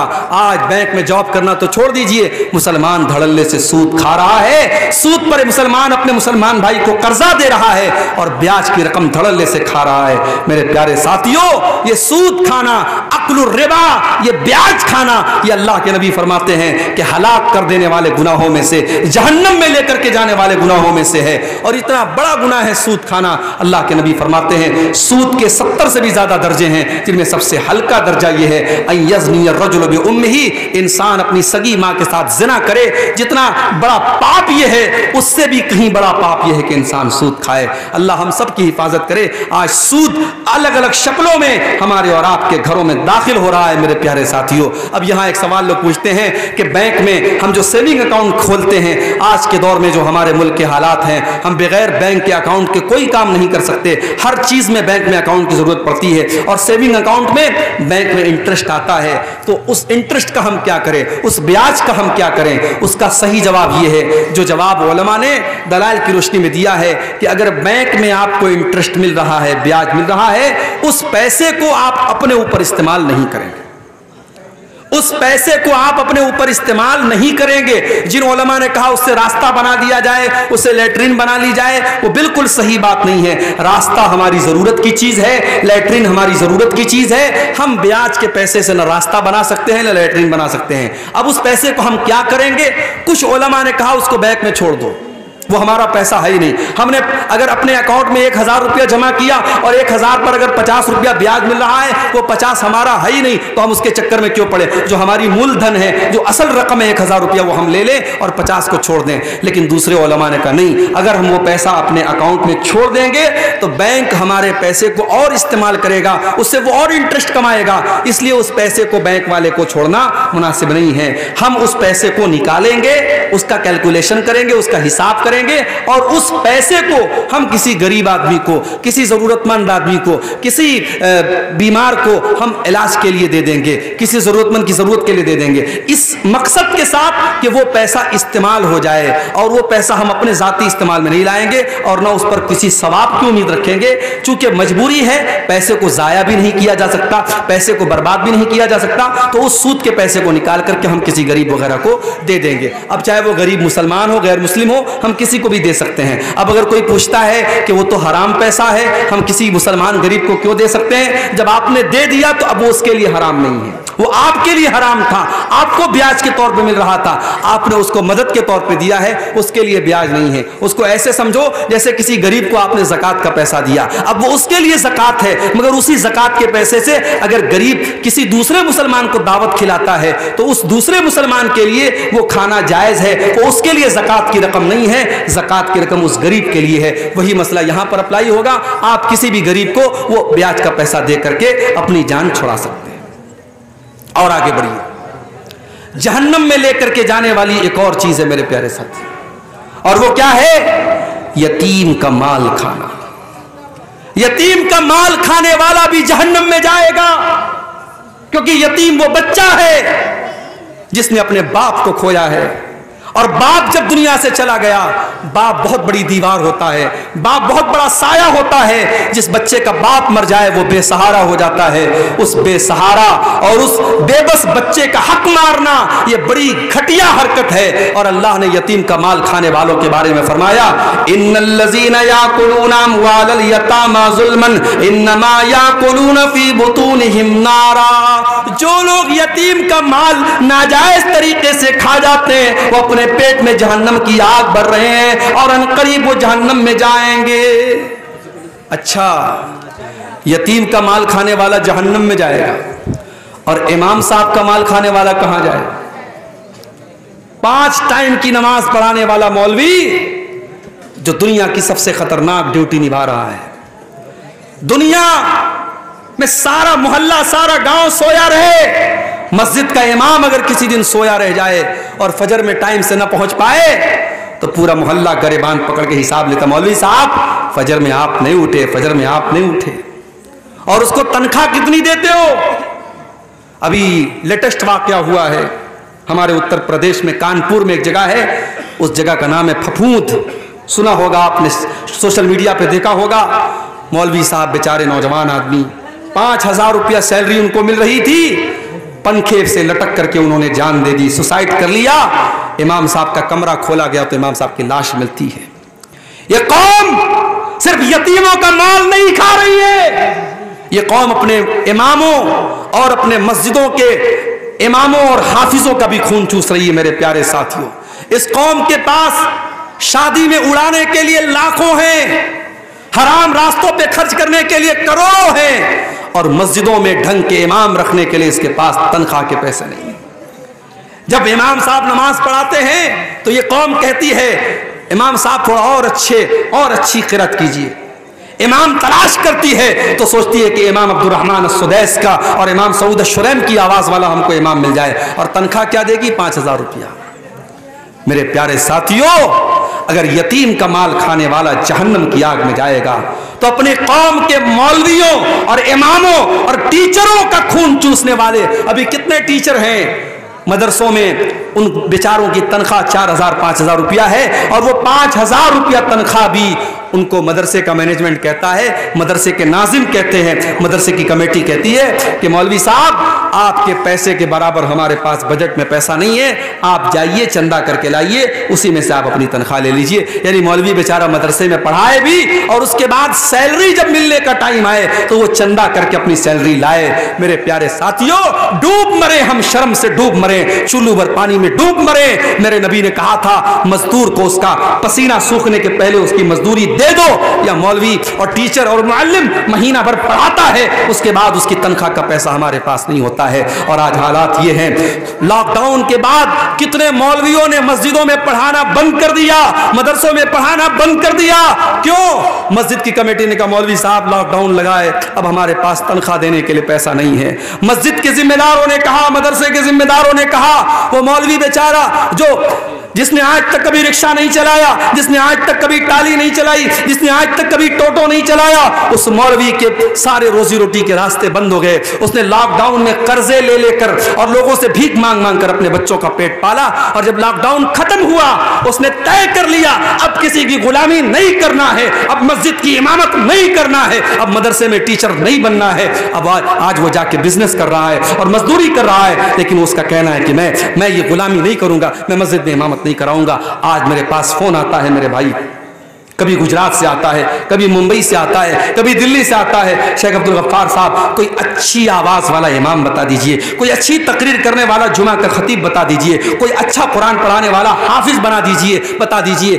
آج ہندوستان میں لاکھوں مدرسے ہیں، ہر سال ہزاروں حافظ اور قاری اور عالم بن کے نکل رہے ہیں، مگر میرے بھائیوں یہ حافظ اور یہ عالم یہ مدرسوں میں نہیں پڑھانا چاہتے، یہ مسجدوں میں امام نہیں بننا چاہتے۔ ان کی زندگی اتنی خراب کر دی گئی، اتنی بیکار کر دی گئی، اور ان کو اتنی کم تنخواہ دی جاتی ہے، اب اس لائن میں کوئی آنا نہیں چاہتا ہے۔ میرے پیارے ساتھیوں، اگر یتیم بے بس ہے، اگر یتیم بے سہارا ہے اور یتیم کا مال کھانے والا، اللہ قرآن میں کہہ رہا ہے کہ اس کے پیٹ میں اس حرام خور کے پیٹ میں جہنم کی آگ بھری جائے گی۔ تو جو ان علماء کا، ان مسجدوں کے اماموں کا اور ان مدرسے کے مولویوں اور حافظوں کا پیسہ کھا جاتے ہیں اور ان کا خون چوستے ہیں، وہ بھی اپنے انجام کے لیے تیار رہیں، ان کا انجام بھی بہت برا ہونے والا ہے۔ اور آگے بڑھیے، ایک اور چیز ہے جو جہنم میں لے کر کے جاتی ہے، وَلَا تَقْرَبُوا الزِّنَا، زنا کے قریب نہ جانا، بدکاری کے قریب نہ جانا۔ تم جب جوان ہو گئے، بالغ ہو گئے، ہم نے شادی کا سسٹم رکھا، ہم نے نکاح کا سسٹم رکھا، تم نے نکاح کیوں نہ کر لیا، تم نے شادی کیوں نہ کر لی، تم نے زنا کیوں کیا، تم نے ناجائز طریقے سے سنبندھ کیوں بنایا، تم نے ناجائز طریقے سے اپنی خواہشات کو پورا کیوں کیا۔ وَلَا تَقْرَبُوا الزِّنَا، زنا کے قریب نہ جانا، إِنَّهُ كَانَ فَاحِشَةً وَسَاءَ سَبِيلًا، یہ زنا کا راستہ بڑا گندا راستہ ہے، بڑا برا راستہ ہے۔ اللہ کے نبی جب فجر کی نماز پڑھاتے تھے، فجر کی نماز پڑھا کے مصلے پر بیٹھے رہتے تھے اور صحابہ سے پوچھتے تھے، صحابہ کیا آج آپ لوگوں نے کوئی خواب دیکھا ہے، کوئی سپنا دیکھا ہے؟ اگر کوئی صحابی کوئی سپنا دیکھتے تھے، کوئی خواب دیکھتے تھے، بیان کرتے تھے، اور کبھی کبھی اللہ کے نبی اپنا بھی خواب بیان کرتے تھے۔ ایک دن آپ نے اپنا خواب بیان کیا، میں سویا ہوا تھا، 2 فرشتے میرے پاس آئے اور مجھے لے کر کے گئے اور بہت ساری چیزیں مجھے دکھائیں۔ جب میں چل رہا تھا ان فرشتوں کے ساتھ تو میں نے دیکھا ایک جگہ ایک تندور بنا ہوا ہے۔ اب پتہ نہیں تندور کو آپ کی بنگلہ زبان میں کیا بولتے ہیں، جو روٹی جہاں بنتی ہے، جس دکان پہ آپ نے دیکھا ہوگا ایک چولہا ٹائپ کی ایک چیز ہوتی ہے جس کے اندر روٹی کو پکاتے ہیں، اس کو تندور بولتے ہیں۔ تو اللہ کے نبی نے کہا کہ میں نے تندور کے جیسی ایک چیز دیکھی فَإِذَا فِيهِ لَغَةٌ وَأَصْوَاتٌ، میں نے دیکھا کہ اس کے اندر سے چلانے کی آواز آ رہی ہے، اس کے اندر سے چیخنے کی آواز آ رہی ہے۔ میں نے فرشتوں سے پوچھا یہ کن لوگوں کی آواز ہے؟ فرشتوں نے کہا بھی آپ آگے چلیے ہم بعد میں بتائیں گے۔ جب بعد میں اللہ کے نبی نے پوچھا وہ کس کی آواز تھی تو فرشتوں نے کہا ہؤلاء الزناۃ والزوانی، اے اللہ کے نبی یہ زانیوں، یہ زناکار مردوں کی اور زناکار عورتوں کی آواز تھی، ان کے نیچے سے جہنم کی آگ کا انگارہ اور جہنم کی آگ ان کی شرمگاہ کے اندر داخل ہوتی ہے، اور اس کرتوت کی سزا ان کو اس طریقے سے برابر جہنم میں ملتی رہے گی کہ ان کو ایک تندور میں ڈالا جائے گا، اور جس طریقے سے تندور میں کسی چیز کو پکایا جاتا ہے ان حرام خوروں، ان زانیوں اور ان بدکاروں کی شرمگاہ میں آگ کے شعلے جائیں گے اور وہ چلائیں گے اور چیخیں گے۔ اللہ کے نبی نے یہ عذاب کا منظر دیکھا تھا۔ آج حالات کیا ہے میرے بھائی؟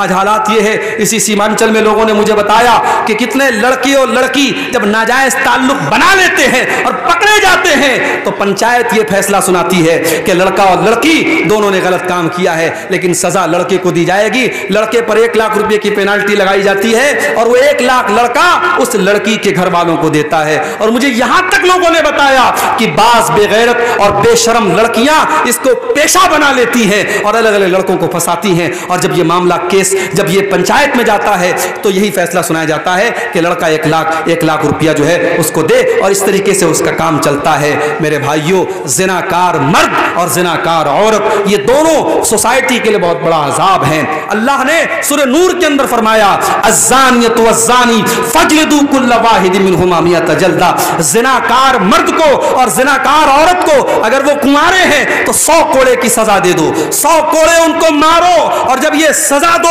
تو کسی بند کمرے میں مت دو۔ اللہ نے فرمایا وَلْيَشْهَدْ عَذَابَهُمَا طَائِفَةٌ مِّنَ الْمُؤْمِنِينَ، زناکار مرد کو اور زناکار عورت کو کھلے عام یہ سزا دی جائے، اگر وہ کنوارا ہے تو 100 کوڑے کی سزا دی جائے گی اور شہر سے نکال دیا جائے گا 1 سال کے لیے، اور اگر شادی شدہ ہے، اگر لڑکی شادی شدہ ہے، اگر لڑکا شادی شدہ ہے تو شریعت کا یہ فیصلہ ہے کہ اس کو رجم کر دیا جائے گا، اس کو پتھروں سے مار مار کے ختم کر دیا جائے گا، اس کو سزائے موت دے دی جائے گی۔ اور مجھے اسٹیٹمنٹ یاد آتا ہے راج ٹھاکرے کا، جب دلی میں نربھیا کانڈ ہوا تھا اور ایک لڑکی کو 18-19 سال کی لڑکی کو چلتی بس میں اس کے ساتھ ریپ کیا گیا اور اس کی شرمگاہ میں بڑی بے رحمی سے اس کو زخمی کیا گیا اور اس کے ساتھ جانوروں جیسا سلوک کیا گیا، تو اس وقت میڈیا میں وہ کانڈ بہت زیادہ پھیلا تھا۔ اس وقت راج ٹھاکرے نے ایک اسٹیٹمنٹ دیا تھا، اس نے کہا تھا کہ اگر زنا کی سزا اور بلاತ್ಕಾರ کی سزا وہ دے دی جائے جو اسلام نے مقرر کی ہے اور جو قرآن نے بتائی ہے تو شاید یہ ریپ کے کیس بند ہو جائیں گے۔ مگر ایک بات مجھے کہنے دیجئے کہ عدالت کی نظر میں ریپ کیا ہے؟ لڑکا لڑکی کے ساتھ زبردستی کرے تو یہ ریپ ہے، لیکن اسلام کی نظر میں اگر انلیگل طریقے سے، غیر قانونی طریقے سے اگر لڑکا لڑکی بغیر شادی کے، بغیر میرج کے اگر آپس میں سمبند بناتے ہیں تو یہ ریپ ہی کہلائے گا، یہ زنا ہی کہلائے گا اور دونوں کو سزا دی جائے گی۔ اگر آپس کی سہمتی سے یہ کام ہو رہا ہے تو دونوں کو سزا دی جائے گی، اور اگر لڑکا لڑکی کے ساتھ زبردستی کر رہا ہے تو لڑکی کو سزا نہیں دی جائے گی لیکن لڑکے کو سزا دی جائے گی۔ میرے پیارے ساتھیوں، یہ زنا سماج کے لیے بہت بڑا ناسور ہے، اور آج میں پھر وہی بات کہتا ہوں جو میں اکثر اپنی تقریروں میں کہتا ہوں کہ زناکاری کو اگر روکنا ہے ایک ہی طریقہ ہے میرے بھائیو، سیکنڈ کوئی آپشن نہیں ہے۔ آپ کو اپنی نوجوان نسل کو، اپنی بچیوں کو، اپنے بچوں کو اس دور میں جب بے حیائی پھیل چکی ہے اور موبائل ہر آدمی کے ہاتھ میں ہے اور ہر طریقے کی برائی آسان ہو چکی ہے اور بڑی آسانی سے زنا ہو سکتا ہے، اس دور میں اگر اپنے بچوں کو زنا سے بچانا ہے بس ایک ہی راستہ ہے میرے بھائی، نکاح کو آسان کر دو۔ لڑکی 18 سال کی 19 سال کی ہو گئی، لڑکا 20 سال کا 22 سال کا ہو گیا، شادی کے قابل ہو گئے، شادی کی عمر ہو گئی، دیر مت کرو، بہانے نہ کرو، جہیز کا لالچ چھوڑ دو، بارات کا چکر چھوڑ دو، رسم و رواج کی بیڑیاں چھوڑ دو، جو شریعت نے سکھایا ہے، جو اسلام نے سکھایا ہے، سمپل طریقے سے، سنت طریقے سے۔ ابھی کل ہتھیا دیارہ میں کٹیہار میں پروگرام تھا، وہاں ایک بھائی کی بات مجھے بہت اچھی لگی، انہوں نے کہا مولانا میرا ایک اللہ سے میں نے ایک وعدہ وعدہ کیا ہے, عہد کیا ہے, دعا کیجیے اللہ مجھے اس عہد پر قائم رکھے. انہوں نے کہا کہ میرے کئی بچے ہیں, 4 بیٹے ہیں, میں نے یہ سوچا ہے میں کسی بیٹے کی شادی میں 1 پیسہ جہیز نہیں لوں گا, اور کل اللہ کے یہاں جب جاؤں گا اللہ پوچھے گا کیا عمل لے کے آیا ہے, تو توحید کی بات میں بیان کروں گا کہ اللہ یہ عمل میرا تو قبول کر لے کہ جس سماج میں جہیز لینے کا چلن تھا اور لوگ لالچ کرتے تھے, لاکھ روپے کی 10 لاکھ روپے کی ڈیمانڈ کرتے تھے, اللہ اس سماج میں نے 1 پیسہ جہیز نہیں لیا ہے, وہ عمل میں لے کر کے اللہ کے پاس جانا چاہتا ہوں. مولانا آپ میرے حق میں دعا کیجیے گا. مجھے بات بہت اچھی لگی, کاش یہ سوچ آپ کے میاں بازار کے اور اس جلسے میں اس مجلس میں بیٹھے ہر نوجوان کی اور اس کے گارجین کی ہو جائے. میرے پیارے ساتھیوں, آپ نکاح کو آسان کیجیے, آپ جہیز کا چکر چھوڑ دیجیے, بارات کا چکر چھوڑ دیجیے, اور پھر دیکھیے نکاح میں برکت ہوتی ہے کہ نہیں, پھر آپ کے گھر میں سکون آتا ہے کہ نہیں, پھر آپ کے گھر میں بھلائی آتی ہے کہ نہیں. آپ اگر زنا کو روکنا چاہتے ہیں تو آپ کو نکاح کو آسان کرنا پڑے گا. اور آگے بڑھیے, جہنم میں لے کر کے جانے والا ایک اور عمل ہے اپنی ذمہ داری کو صحیح طریقے سے نہ نبھانا. اگر آپ اپنی ذمہ داری کو صحیح طریقے سے نہیں نبھا رہے ہیں تو آپ کے اوپر جنت حرام ہو جائے گی. اللہ کے نبی فرماتے ہیں جس کو اللہ تعالیٰ کوئی ذمہ داری عطا کرتا ہے, جس کے اوپر کوئی ذمہ داری اللہ تعالیٰ عطا کرتا ہے, ثم يموت يوم يموت وهو غاش لرعيته الا حرم الله عليه الجنہ. اگر وہ اپنی ذمہ داری کو صحیح طریقے سے نہیں نبھا رہا ہے اور اسی حالت میں مر جاتا ہے, اس کے اوپر جنت حرام ہو جائے گی. مدرسے کے ناظموں سن لو, مسجدوں کے متولیوں سن لو, اور گاؤں کے پردھانوں تم بھی سن لو, تمہارے کندھوں پر جو ذمہ داری ڈالی گئی ہے, اگر تم نے اپنی ذمہ داری کا حق ادا نہ کیا, اگر تم نے اپنی کرسی کا اپنے پاور کا حق ادا نہ کیا, تم نے اپنی ذمہ داری کے ساتھ انصاف نہ کیا, اللہ کے نبی فرما رہے ہیں الا حرم اللہ علیہ الجنہ, ایسے انسان کے اوپر جنت حرام ہو جائے گی. اور یہاں ایک بات اور نوٹ کر لیجیے, جس طریقے سے مسجد کا متولی ایک ذمہ دار ہے, مدرسے کا سیکریٹری ایک ذمہ دار ہے, جس طریقے سے گاؤں کا پردھان ایک ذمہ دار ہے, اسی طریقے سے ہر گھر میں باپ اپنی اولاد کا ذمہ دار ہے, ماں اپنی بیٹیوں کی ذمہ دار ہے, بڑا بھائی چھوٹے بھائیوں کا ذمہ دار ہے, بڑی بہن چھوٹی بہنوں کی ذمہ دار ہے. ہم سب کے کندھوں پر کوئی نہ کوئی ذمہ داری ہے میرے پیارے ساتھیوں, اور اس ذمہ داری کے بارے میں بھی ہمیں جواب دینا پڑے گا. ماں باپ کو جواب دینا پڑے گا کہ تم تو راتوں میں تہجد پڑھا کرتے تھے, تمہارے گھر میں زنا کیسے ہو گیا, تمہاری بیٹی نے غلط قدم کیوں اٹھایا, تمہارا بیٹا رات میں 2 بجے تک کیا کرتا تھا. باپ کو جواب دینا پڑے گا, ماں کو جواب دینا پڑے گا. اس لیے میرے بھائیوں, یہ ذمہ داری بھی ہم اپنے کندھوں پر محسوس کریں. اگر ہم باپ ہیں ایک اچھے باپ بنیں, اگر ماں ہیں ایک اچھی ماں بنیں, بڑے بھائی ہیں ایک اچھے بڑے بھائی بنیں, اپنے انڈر میں جو لوگ ہیں ان کی ذمہ داری کو اپنے اوپر محسوس کریں. یہ چیز بھی اللہ تبارک و تعالیٰ کے ہاں بہت خطرناک ثابت ہونے والی ہے. اگر ہم نے اپنی ذمہ داری کو صحیح طریقے سے نہیں نبھایا تو ہمیں اور آپ کو جہنم میں جانا پڑ سکتا ہے. اسی طریقے سے جہنم میں لے کر کے جانے والی ایک اور چیز ہے نیکی کر کے احسان جتانا. کسی کے ساتھ آپ نے بھلائی کر لی, اب احسان جتا رہے ہیں. اللہ کے نبی فرماتے ثلاثۃ لا يدخلون الجنہ, 3 لوگ ایسے ہیں جو جنت میں نہیں جائیں گے, یعنی جہنم میں جائیں گے. المنان, احسان جتانے والا, احسان جتانے والا. کبھی اگر آپ نے کسی کے ساتھ کوئی اچھا کام کیا ہے, موقع آیا آپ نے پھٹ سے بیان کر دیا, جب آپ نے بیان کر دیا اس کا مطلب کہ آپ کا مقصد اللہ کو راضی کرنا نہیں تھا, آپ تو موقع تلاش کر رہے تھے کہ دیکھو میں نے احسان کیا ہے, اب اس احسان کو ظاہر کرنے کا کب موقع ملتا ہے. تو کبھی احسان مت جتائیے میرے بھائیوں. جس طریقے سے نیکی کرتے ہیں آپ, نیکی کر کے اس کو دریا میں ڈال دیجئے, نیکی کر کے بھول جائیے, احسان کر کے بھول جائیے. آج بھی بہت سے اللہ کے بندے ہیں, سردی کا موسم آتا ہے, اپنی کار سے جاتے ہیں, 10,000 روپے کا کمبل خریدتے ہیں, اور غریبوں کی بستیوں میں جاتے ہیں, جو غریب بیچارہ رات میں سردی میں ٹھٹھرا لیٹا ہوا ہے, دھیرے سے جاتے ہیں, اس کو کمبل اڑا دیتے ہیں. کوئی کیمرہ نہیں ہے, کوئی میڈیا کوریج نہیں ہے, کوئی یوٹیوبر نہیں ہے, رات کا اندھیرا ہے, اللہ دیکھ رہا ہے. اور اس غریب کو بھی نہیں پتا کون سے سیٹھ جی آئے تھے, کون سے حاجی صاحب آئے تھے, حاجی صاحب اترے, سیٹھ جی اترے, اس غریب کو کمبل اڑا کے آگے بڑھ گئے. یہ نیکی میرے بھائیو اللہ کیا کام دے گی. نیکی کرو, دریا میں ڈال دو. یہ دور بڑا عجیب دور ہے میرے بھائی. یہ دور بڑا عجیب دور ہے. وہ دور ختم ہو گیا جب نیکی کر کے لوگ دریا میں ڈال دیتے تھے. اب لوگ نیکی کر کے یوٹیوب پر ڈالتے ہیں, اب لوگ نیکی کر کے فیس بک پر ڈالتے ہیں, اب نیکی کا پرچار کیا جاتا ہے. اب ایک ہی ہینڈ پمپ پر 10 بار پینٹ ہوتا ہے, ایک بار گرین ہوتا ہے, ایک بار بلو ہوتا ہے, ایک بار ریڈ ہوتا ہے. ایک ہینڈ پمپ پر 10 بار پینٹ کرا کے 10 ہینڈ پمپ کا پیسہ لیا جاتا ہے. یہ بے ایمانی اور یہ چوری اور یہ حرام خوری بھی آپ کے بہار اور جھارکھنڈ میں ہو رہی ہے مشروعات کے نام پر. اللہ ہم سب کی حفاظت فرمائے. المنان, اللہ کے نبی فرماتے ہیں کہ احسان جتانے والا, نیکی کر کے نیکی جتانے والا, وہ بھی اللہ کے یہاں جہنم میں جائے گا, جنت حرام ہے اس کے لیے. اور دوسرا آدمی والعاق, رشتہ کاٹنے والا.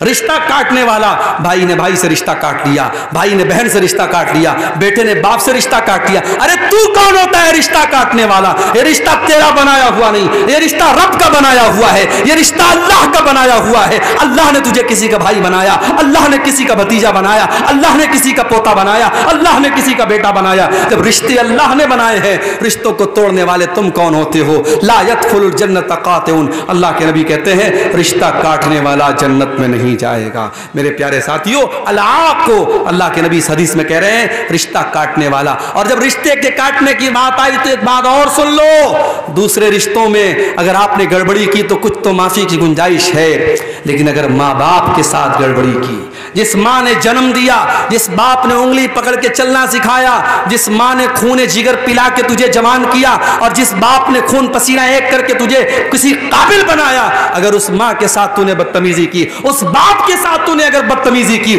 اس ماں سے رشتہ تو نے توڑ دیا, اس باپ سے رشتہ توڑ دیا, تو اللہ کے نبی فرماتے ہیں 2 گناہوں کو اللہ تعالیٰ معاف نہیں کرے گا.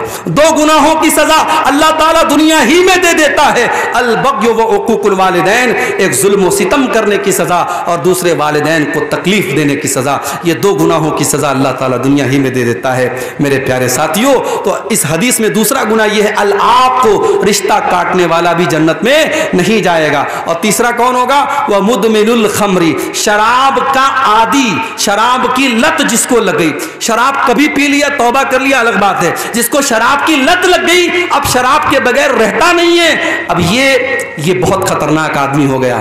اس کو شراب کے بغیر چین نہیں ہے, شراب کا ایڈکٹ ہو گیا, شراب کی لت لگ گئی. ایسا آدمی جنت اس کے اوپر حرام ہے. آج بھی سماج میں ایسے لوگ ملتے ہیں جو شراب کے اس قدر عادی ہو جاتے ہیں کہ بغیر شراب پیے وہ گھر میں نہیں آتے ہیں, اور اچھے خاصے اچھے خاندان کے ہیں, نیک اور اچھے گھرانے کے ہیں, مگر شراب کی لت لگ گئی. اب گھر میں جب آتے ہیں شراب پی کے آتے ہیں, کبھی بیوی کو گالی دیتے, کبھی بچوں کو گالی دیتے ہیں. کتنے غریبوں کو میں دیکھتا ہوں, شوہر اس طریقے سے شراب پی کے آتا ہے اور بیوی بیچاری دوسروں کے گھر میں جا کے جھاڑو پوچھا لگاتی ہے, برتن مانجتی ہے اور کام کرتی ہے, اور وہ بیوی جب پیسہ کما کے لاتی ہے, شوہر اس پیسے سے جا کے پھر شراب پی لیتا ہے. ایسے شوہر بھی سماج کے اندر موجود ہیں, اور ایسے شوہروں کو بڑا یاد رہتا ہے کہ صاحب میری بیوی میری خدمت کیوں نہیں کرتی, میری بیوی میری بات کیوں نہیں مانتی. ارے تو اپنی بیوی کا کتنا حق ادا کر رہا ہے؟ اسلام میں ون وے ٹریفک نہیں ہے میرے بھائی. اگر شوہر کا حق بیوی کے اوپر ہے تو بیوی کا حق بھی شوہر کے اوپر ہے. جو اپنی بیوی کی کمائی کھاتا ہے وہ حرام خور سن لے, وہ بغیرت سن لے, تیری بیوی کا کام کمانا نہیں تھا. تیری بیوی دوسروں کے گھر میں جا کے برتن مانج رہی ہے اور تو بیٹھ کے شراب پی رہا ہے, تو بہت بڑا بغیرت ہے. اور سن لو, کان کھول کے سن لو, بغیرت بھی جنت میں نہیں جائے گا, بغیرت بھی جنت میں نہیں جائے گا. اللہ کے نبی نے فرمایا الدیوس الذی یقر فی اہلہ الخبث, وہ بغیرت انسان جس کے گھر میں بے حیائی ہو رہی ہو, بے شرمی ہو رہی ہو, اور اس کو کوئی فرق نہ پڑ رہا ہو, اس بغیرت کا انجام بھی یہی ہونے والا ہے کہ وہ جہنم کی آگ میں چلے گا. اور آگے بڑھیے, جہنم میں لے کر کے جانے والا ایک اور عمل ہے زبان کا غلط استعمال.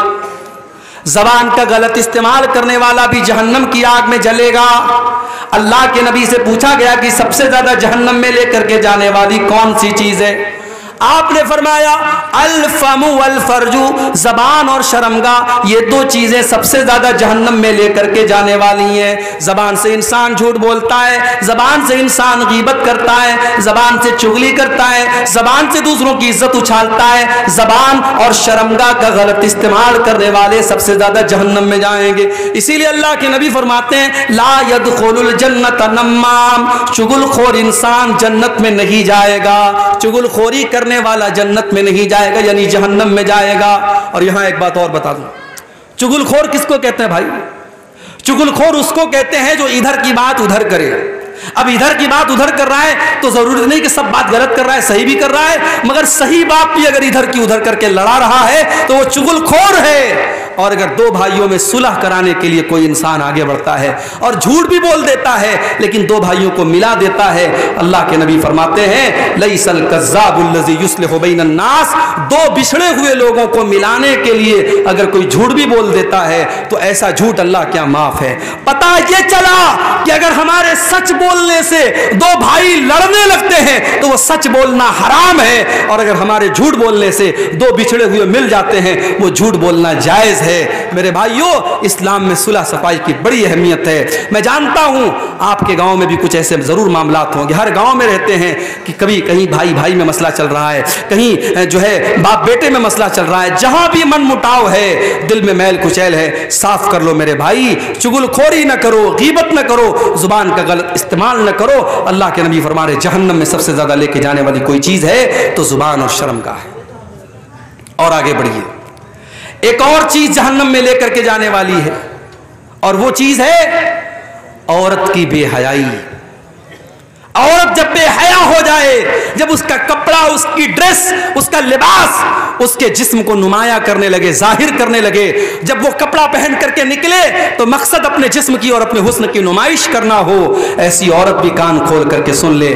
اللہ کے نبی فرماتے ہیں وَنِسَاءٌ كَاسِيَاتٌ عَارِيَاتٌ مُمِيلَاتٌ مَائِلَاتٌ، ایسی عورتیں جو کپڑا پہننے کے باوجود ننگی ہوں گی۔ قیامت کے پہلے ایسا دور آئے گا جب کپڑا پہن کر کے عورتیں ننگی ہوں گی، یعنی کپڑا اتنا ٹائٹ پہنے گی، اتنا ٹرانسپیرنٹ پہنے گی، اتنا پاردرشی پہنے گی کہ اس کپڑے سے ان کا جسم جھلکے گا، ان کا شریر جھلکے گا۔ ایسی بے حیا عورتیں اللہ کے نبی فرماتے رؤوسہن کاسنمۃ البخت المائلہ، ان کے سر کے اوپر جو ان کے بالوں کا جوڑا ہوگا، جو ہیئر اسٹائل ہوگا، وہ دیکھنے میں بختی اونٹ کے کوہان کی طرح ہوگا۔ اسی لیے علماء کہتے ہیں کہ عورت کو ایسا جوڑا نہیں باندھنا چاہیے جو اونٹ کے کوہان کی طرح ابھرا ہوا ہو، اسے نارمل اپنا ہیئر اسٹائل رکھنا چاہیے۔ اللہ کے نبی بے حیا عورتوں کی پہچان بتا رہے ہیں رؤوسہن کاسنمۃ البخت المائلہ، ایسی عورتیں جو اپنے سر کے اوپر بختی اونٹ کے کوہان کی طرح جوڑا باندھیں گی، لا يدخلن الجنہ، ایسی عورتیں جنت کی خوشبو نہیں پائیں گی، اور جنت کی خوشبو پانا تو بڑی دور کی بات ہے، ولا یجدن ریحھا، ایسی عورتیں جہنم کی آگ میں جائیں گی اور جنت کی خوشبو بھی ان کو محسوس نہیں ہوگی۔ اسی طریقے سے تکبر کرنا، گھمنڈ کرنا، چاہے پیسے کا گھمنڈ ہو، چاہے عہدے کا گھمنڈ ہو، چاہے اپنے سماج میں اسٹیٹس کا گھمنڈ ہو، تکبر بھی انسان کو جہنم میں لے کر کے جاتا ہے۔ اللہ کے نبی فرماتے ہیں الا اخبرکم باصحاب النار، کیا میں تم کو جہنمی لوگوں کے بارے میں نہ بتا دوں؟ صحابہ نے کہا اللہ کے نبی ضرور بتائیے۔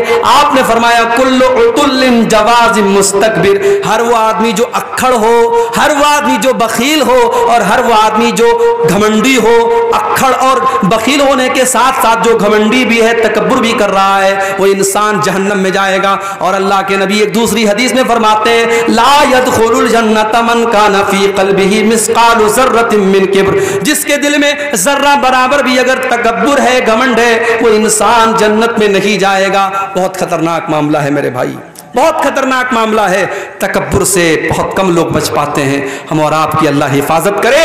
تکبر اتنی خطرناک چیز ہے، ذرہ برابر اگر تکبر ہمارے اور آپ کے سینے میں ہے تو جنت حرام ہو جائے گی۔ اسی طریقے سے اور آگے بڑھیے، جہنم میں لے کر کے جانے والا ایک اور عمل ہے، اور وہ کسی بوڑھے انسان کا اپنے سر کے اور داڑھی کے بال میں کالا خضاب لگانا۔ عمر ہے 50 سال مگر دکھنا چاہتا ہے یہ 30 سال کا۔ ارے جب تیری عمر 50 سال کی ہوگی تو شرم کس بات کی؟ تو بال کو جتنا بھی کالا کر لے، داڑھی کو جتنا بھی کالا کر لے، تو اپنے بدن کی سلوٹوں کو کیسے مٹائے گا؟ تو اپنے بدن کے ریشوں کو کیسے مٹائے گا؟ تیرے بدن کی جھریاں بتائیں گی تو 50 سال کا ہو چکا ہے، کتنے دن تک تو دھوکہ دے گا؟ اور جو جتنا بھی بہترین ہیئر ڈائی لگا لے اور کلر لگا لے، ایک ہفتے کے بعد، 2 ہفتے کے بعد وہ کالا کلر اترنے ہی والا ہے۔ اللہ کے نبی فرماتے ہیں یکون فی آخر الزمان، آخری زمانے میں ایسے لوگ آئیں گے یخضبون بالسواد، جو کالے رنگ کا خضاب لگائیں گے، کالے رنگ کی مہندی لگائیں گے، کحواسل الحمام، جیسے کبوتر کے سینے کے پاس کا حصہ کالا ہوتا ہے اور باقی حصہ سفید ہوتا ہے، تو وہ اپنی سفید داڑھی اور سفید بال کو کالا کریں گے۔ اللہ کے نبی فرماتے ہیں لا یریحون رائحۃ الجنہ، ایسے لوگ جنت کی خوشبو بھی نہیں پا سکتے، جنت کی خوشبو بھی نہیں پا سکتے۔ میرے پیارے ساتھیوں، ایک بوڑھا انسان سماج میں بوڑھا جب ہوتا ہے تو اللہ کے نبی نے اس بوڑھے کا احترام کرنے کا ہمیں حکم دیا ہے، مگر جب بوڑھا اپنے بڑھاپے اور اپنی بزرگی کا لحاظ نہ رکھے، اپنی سفید داڑھی کو کالا کرے یا داڑھی کو کلین شیپ کرا لے، اور اگر کوئی بوڑھا غلط کام کرے تو اللہ کے نبی نے اس کو اور خطرناک بتایا ہے۔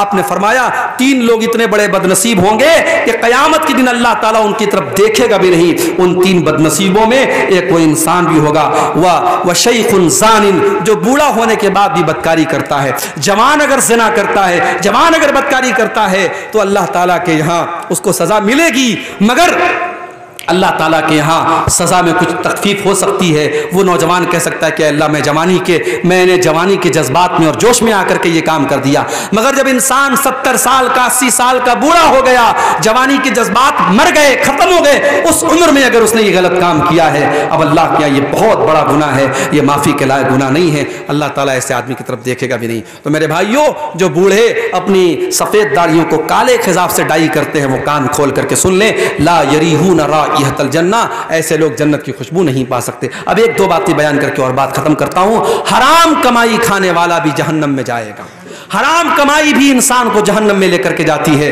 اللہ کے پیارے نبی جناب محمد رسول اللہ صلی اللہ علیہ وسلم فرماتے ہیں کہ کل جسد نبت من سحت، ہر وہ بدن اور جسم جو حرام کمائی سے پلا بڑا ہو، فالنار اولا بہ، وہ جہنم کی آگ میں جائے گا۔ ابھی کرکٹ کا ورلڈ کپ چل رہا ہے، میرے پاس موبائل پہ بھی میسج آ رہا ہے، ڈریم 1 ڈریم 11 ڈاؤن لوڈ کیجئے، 1 کروڑ روپیہ کمائیے۔ 1 کروڑ کا نام سن کے کون اچھل نہیں جائے گا بھائی؟ 1 کروڑ کس کو پسند نہیں ہے؟ اب نوجوان کیا کرتا ہے؟ ایپ کو ڈاؤن لوڈ کرتا ہے۔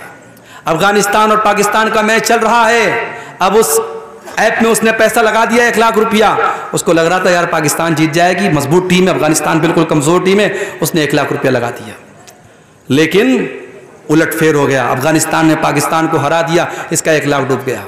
پھر اس کو اور 1 لاکھ لاس ہو گیا، مگر اب اس کو لگا کہ اب اگلا میچ ہوگا تو میں اور بڑا پیسہ لگاؤں گا، 2 لاکھ لگاؤں گا تاکہ وہ 1 لاکھ کور بھی ہو جائے اور 1 لاکھ اور مل جائے۔ اس طریقے سے آج آن لائن جوا کھیلا جا رہا ہے اور ہمارا نوجوان اس جوئے کا شکار ہو رہا ہے۔ یاد رکھو میرے بھائی، اگر تاش کے پتوں کے ذریعے جوا کھیلنا حرام ہے، اگر لاٹری حرام ہے، تو آن لائن بھی یہ جوا کے جتنے ایپ آ رہے ہیں یہ سب حرام ہے، اور یہ حرام کمائی اگر تم نے کما بھی لی اور گھر میں لے بھی آئے تو یاد رکھو اس کمائی کے ذریعے تم کبھی آباد نہیں ہو سکتے۔ اللہ کے نبی فرماتے ہیں کل جسد نبت من سحت، ہر وہ بدن جو حرام کمائی سے پرورش پاتا ہے، فالنار اولا بہ، وہ جہنم کی آگ میں جلایا جائے گا۔ اور یہاں پر مجھے وہ حدیث بھی یاد آتی ہے، جس حدیث میں اللہ کے نبی نے فرمایا کہ ایک آدمی لمبا سفر کر کے آتا ہے اور اللہ کی بارگاہ میں ہاتھ اٹھا کے ہاتھ پھیلا کے دعا کرتا ہے، یا ربی کہہ کے دعا کرتا ہے، اور اتنا لمبا سفر کر کے آیا ہے کہ بال میلے کچیلے ہو گئے ہیں، کپڑے میلے کچیلے ہو گئے ہیں، مگر اللہ کے نبی کہتے ہیں وہ جو کھانا کھا کے آیا ہے حرام کمائی کا ہے، جو پانی پی کے آیا ہے حرام کمائی کا ہے، جو کپڑا پہن کے آیا ہے حرام کمائی کا ہے۔ ایسا انسان جو حرام کھا کے، حرام پی کے اور حرام پہن کے آیا ہے، فَأَنَّا يُسْتَجَابُ لِذَلِكَ، تو اے میرے صحابہ بتاؤ ایسے انسان کی دعا کہاں سے قبول ہوگی؟ میرے پیارے ساتھیوں، آج ہم رو رو کے دعا کر رہے ہیں کہ اے اللہ فلسطینیوں کی مدد فرما، فلسطینیوں کی مدد فرما۔ چھوٹے چھوٹے بچوں کی لاشوں کی فوٹو آ رہے ہیں، ہمیں دیکھ کر کے تکلیف ہو رہی ہے، ہم دعا کر رہے ہیں مگر اللہ کی طرف سے کوئی مدد نہیں آ رہی۔ کیوں؟ کیونکہ آج ہمارا ٹارگٹ پیسہ کمانا ہے، حلال کی پرواہ نہیں، حرام کی پرواہ نہیں، ہمارا ایک ہی ٹارگٹ ہے، پیسہ کمانا ہے، جس طریقے سے بھی پیسہ آئے ہمیں کمانا ہے۔ اللہ کے نبی فرماتے ہیں یاتی علی الناس زمان، قیامت کے پہلے وہ دور بھی آئے گا، لا یبال المرء من این اخذ المال، انسان پرواہ نہیں کرے گا کہ مال حلال طریقے سے کما رہا ہے یا حرام طریقے سے کما رہا ہے۔ इसी तरीके से मेरे भाइयों, जहन्नम में लेकर के जाने वाली एक और चीज़ है, और वो है अपने मुसलमान भाई का हक मारना। अल्लाह के नबी ने फरमाया, मन इख्तता हक़्क़ इम्रिइन मुस्लिमिन, जिसने किसी मुसलमान का हक मारा वो कान खोल करके सुन ले, उसने जहन्नम का एक टुकड़ा खरीद लिया, उसने जहन्नम का एक टुकड़ा ले लिया। और अल्लाह के नबी एक दूसरी हदीस में फरमाते हैं, मैं एक इंसान हूँ, मुझसे गलती हो सकती है, मेरे पास ज़मीन और जायदाद का लोग केस लेके आते हैं, ऐसा हो सकता है किसी की चिकनी चुपड़ी बात सुन करके मैं उसके हक में फैसला कर दूं, वो जमीन उसकी नहीं थी, वो जायदाद उसकी नहीं थी, मैंने गलत फैसला कर दिया, जिसका हक नहीं था उसको दे दिया, मगर अगर ऐसा हो गया तो कान खोल करके सुन लो, फ़इन्नमा अक़्तलहु क़ित्अतम मिनन नार, मैं जमीन का टुकड़ा नहीं दे रहा हूं, जहन्नम का टुकड़ा दे रहा हूं। मेरे प्यारे साथियों, अभी आपने नज़्म सुनी, अभी आपने नज़्म सुनी कि ये ज़िंदगी एक किराए का घर है, एक न एक दिन बदलना पड़ेगा। ये ज़िंदगी किराए का घर है मेरे भाई, यहाँ हमेशा नहीं रहना है, एक दिन मरना है और सारा धन दौलत, ज़मीन जायदाद, बैंक बैलेंस, ज्वेलरी, ये सब छोड़ के जाना है। जो हराम तरीके से आपने दूसरों की ज़मीन हथियाई है, कितने दिन उस ज़मीन का फ़ायदा उठाओगे भाई? जिस दिन मरोगे 2 गज ज़मीन में हम जाएंगे और वो सारी ज़मीन हमारे रिश्तेदारों की, हमारे बच्चों की हो जाएगी। तो अपने लिए हम जिस हराम कमाई को कमाते हैं उसका मज़ा हम कितने साल लेंगे? जिस दिन मरेंगे सारा मज़ा ख़त्म हो जाएगा। इसलिए मेरे साथियों, हराम कमाई से अपने आप को बचाओ। ये चंद चीज़ें थी जो जहन्नम में लेकर के जाने वाली थी, और जहन्नम का एक हल्का सा नक्शा भी मैंने खींचा है इस उम्मीद के साथ कि हम जहन्नम में लेकर के जाने वाले इन अमाल से अपनी हम हिफाजत करेंगे, और अल्लाह से हम दुआ करते हैं अल्लाह हमें इसकी तौफीक अता फरमाए। मैयत को कब्र में उतारने और रखने का सही तरीका क्या है? देखिए, मैयत को जो कब्र में उतारा जाता है तो उसमें एक तो ये है कि पायताने से उतारा जाता है, और उतारने के टाइम बिस्मिल्लाह व अला मिल्लत रसूलिल्लाह ये कह करके कब्र में उतारा जाए, उसमें और कोई शर्त नहीं है। हमारे यहाँ असल में जनाजे के ताल्लुक से बहुत सारी बातें राइज हो गई हैं। अब जैसे किसी इंसान का इंतकाल हो गया तो फ़ौरन लोग क्या करते हैं, किबला रुख करते हैं। कोई ज़रूरी नहीं है, अगर किबला रुख इंसान का इंतकाल हो गया है अच्छी बात है। मौत के टाइम इंसान को अगर ये लगे कि ये मरने वाला है, उस टाइम उसको किबला रुख कर दो, लेकिन मरने के बाद जनाजे को स्पेशली किबला रुख करना इसकी कोई ज़रूरत नहीं है। इसी तरीके से जब मैयत को घर से निकालने लगते हैं तो लोग बड़ी परवाह करते हैं कि सिरहाने से निकालना है कि पायताने से निकालना है, लोग बड़ा कन्फ्यूज़ हो जाते हैं। तो ये सारे मसले हमारे बनाए हुए हैं, इसमें कोई ऐसी टेंशन की बात नहीं है। जहाँ शरीयत ने आपको आज़ादी दी, इख्तियार दिया है, वहाँ उसको आज़ादी ही रहने दीजिए। कब्र में उतारने के टाइम उसको जो है पायताने की तरफ से उतारेंगे, और उतारने के वक्त हम जो है बिस्मिल्लाह व अला मिल्लत रसूलिल्लाह पढ़ेंगे। अच्छा, यहाँ पर एक बात मैं और बता दूँ कि कब्र में जब हम मुर्दे को दफन करते हैं तो हम मिट्टी देते हैं। अब मिट्टी जब देते हैं तो वहाँ भी ये सवाल होता है कि मिट्टी देने के टाइम हमें क्या पढ़ना चाहिए। तो बाज़ लोग क्या करते हैं कि वो पहली मरतबा मिट्टी देते हैं तो कहते मिन्हा खलकनाकुम, जो कुरान की आयतें पढ़ते हैं, मिन्हा खलकनाकुम, हमने तुमको मिट्टी से पैदा किया। फिर दूसरी बार जब मिट्टी देते हैं तो पढ़ते हैं वफ़ीहा नुईदुकुम, और फिर तीसरी बार जब मिट्टी देते हैं तो पढ़ते हैं वमिन्हा नुखरिजुकुम तारतन उखरा, कि इसी मिट्टी से हम तुमको दोबारा निकालेंगे। तो अब ये कुरान की आयत है, इसको 3 बार मिट्टी देने में फिट कर लिया गया, लेकिन इसका कोई सबूत नहीं है। आप मिट्टी देने के टाइम कुछ ना पढ़ें, कोई मसला नहीं है। ज़्यादा से ज़्यादा बिस्मिल्लाह, हर अच्छा काम बिस्मिल्लाह करके किया जाता है, तो मिट्टी देने के टाइम भी आप बिस्मिल्लाह पढ़ दें। बाकी ये जो दुआ पढ़ी जा रही है, जो कुरान की आयत पढ़ी जा रही है, मुनासिब नहीं है। इसी तरीके से कहीं कहीं जनाजे की नमाज में क्या होता है, इमाम साहब के लिए वो आता है मुसल्ला, इमाम साहब के लिए अलग से मुसल्ला आता है। भाई मुसल्ले का यहाँ कोई काम नहीं है, मुसल्ला सजदा करना होता तब काम होता, यहाँ ज़मीन पर हम पढ़ रहे हैं, मुसल्ले का कोई काम नहीं है। इसी तरीके से अब अगर जनाजे की नमाज कहीं बाहर हो रही है तो अब जूता चप्पल लोग पहन करके जनाजे की नमाज पढ़ते हैं, ठीक है, जायज़ है, लेकिन जूता चप्पल में गंदगी भी लगी हो सकती है, पाखाना भी लगा हो सकता है। तो अब कुछ लोग क्या करते हैं कि जब जूता चप्पल पहन के जनाजे की नमाज पढ़ते हैं तो वो जूता चप्पल उतारते हैं और उतार करके उसी के ऊपर खड़े हो जाते हैं, पैर रखते हैं और जनाजा की नमाज पढ़ते हैं। तो भाई इससे क्या फ़ायदा हुआ? अगर उस चप्पल में गंदगी लगी है और आपने चप्पल उतार के चप्पल पर आप खड़े हो गए तो अभी भी आप गंदगी के ऊपर खड़े हैं। तो चप्पल में, जूते में अगर गंदगी लगी है तो उसको धोना ज़रूरी नहीं है। हदीस में आता है कि उस जूते चप्पल को आप ज़मीन पर रगड़ लीजिए, वो पाक हो जाएगा। तो जब जनाजे की नमाज आप जूता चप्पल पहन के पढ़ रहे हो तो आप एक बार चेक कर लीजिए, अगर उसमें कोई गंदगी लगी है बस ज़मीन पर उसको 1-2 बार रगड़ लीजिए, पाक हो गया। अब आप उस जूता चप्पल को पहन के जनाजे की नमाज पढ़ सकते हैं। جنازے کو سامنے رکھ کر کے میت کے رشتہ داروں سے نماز کے متعلق پوچھنا کیسے؟ اب یہ بھی بس ایک رواج ہے، جنازہ ریڈی ہے، صف لگ چکی ہے، اب جو میت کا کوئی بڑا رشتہ دار ہے، اس کے ماما ہے، نانا ہے، دادا ہے، ان کو آواز دی جاتی ہے، حاجی صاحب کہاں ہیں، فلانے کہاں ہیں؟ اب جب تک وہ حاجی صاحب بیچارے وہ تھوڑا اونچا بھی سنتے ہیں، بڑی مشکل سے ان کو سنائی دیتا ہے، وہ بالکل پیچھے رہتے، ایسے موقع پر جو رشتہ دار ہوتے ہیں نا ایک دم پیچھے ہوتے ہیں، تو بڑی مشکل سے ان کو کھوجا جاتا ہے، پھر وہ ہاتھ اٹھا کے کہتے ہیں ہاں مولوی صاحب اجازت ہے، تب جنازہ پڑھایا جاتا ہے۔ یہ سب فالتو کی رسم ہے، اس کی کوئی ضرورت نہیں ہے۔ جب آپ نے امام صاحب کو پہلے سے ڈیوٹی دے دی کہ آپ کو جنازے کی نماز پڑھانا ہے، امام صاحب آئے، صف لگ چکی ہے، تو بھائی نماز شروع کر دو۔ یہ ایک سسٹم جو بنا کے رکھا ہے کہ گھر کے بڑے اور خاندان کے بڑے سے اجازت دی جاتی ہے، یہاں اس اجازت کا کوئی مطلب نہیں ہے اور نہ اس کی کوئی ضرورت ہے۔ اور ایک طریقہ ہے اس میں کہ جی وہ نماز آئندہ پڑھیں، اگر نماز نہیں پڑھتے اس سے رشتہ دار، جی جی، تو وعدہ کیا کروایا جاتا ہے، اچھا، کان پکڑایا جاتا ہے۔ کس سے؟ رشتہ داروں، جیسے کہ باپ مرا تو بیٹے سے، ہاں ہاں، اس طریقے سے۔ اچھا، دیکھیے نماز اگر کوئی مان لیجیے باپ مر گیا، بیٹا نہیں پڑھتا ہے، تو جنازے کی نماز کے ٹائم بیٹے سے یہ کہنا کہ چلو کان پکڑو نماز پڑھو گے، یہ سب تو مناسب نہیں ہے۔ بھائی نماز تو اس کو ایسے بھی پڑھنا ہے، وہ نہیں پڑھ رہا ہے تو غلط کر رہا ہے۔ اب باپ کے مرنے پر اس کے جنازے کی نماز کا بیٹے کی نماز نہ پڑھنے سے کوئی تعلق نہیں ہے۔ بیٹا اگر نماز نہیں پڑھتا ہے، بیٹا گنہگار ہوگا، باپ اپنا حساب دے گا، تو جنازے کی نماز کے دوران یہ سب کہنے کی ضرورت نہیں ہے۔ ہاں یہ چیز ہوتی ہے کہ جب کسی کا باپ مرتا ہے تو ایموشنل سین ہوتا ہے، اس وقت انسان جذباتی ہوتا ہے، اس وقت آپ دیکھتے ہوں گے کہ جو بیٹا کبھی باپ کی قدر نہیں کرتا تھا، باپ کے مرنے کے بعد باپ کی قدر کرنے لگتا ہے۔ باپ کے نام پہ مدرسے میں لاکھ لاکھ روپیہ لوگ چندہ دے دیتے ہیں، تو اب کچھ لوگ اس جذبے کو، اس ایموشن کو کیش کرتے ہیں کہ یہ اچھا موقع ہے، لوہا گرم ہے، چوٹ مار دو۔ اس موقع پر اگر کچھ سمجھایا جاتا ہے تو بیٹا مان جاتا ہے، تو وہ ایک الگ سوچ ہو سکتی ہے، مگر اس کو ایک رواج بنا دینا اور بیٹے سے اس طریقے سے کان پکڑوانا، یہ بہرحال مجھے تو بالکل بھی مناسب نہیں لگ رہا ہے۔ باقی اب اپنے علاقے کے جو مقامی علماء ہیں ان سے آپ سمجھ لیں۔ شادی شدہ زناکار مرد و عورت کو ہندوستان کے قانون کے خلاف ہے تو شرعی دلیل کیا ہے؟ دیکھیے ظاہر ہے کہ ہم ہندوستان میں رہتے ہیں، یہاں کوئی شرعی قانون تو لاگو نہیں ہے، یہاں انڈین کرمنل لا لاگو ہے۔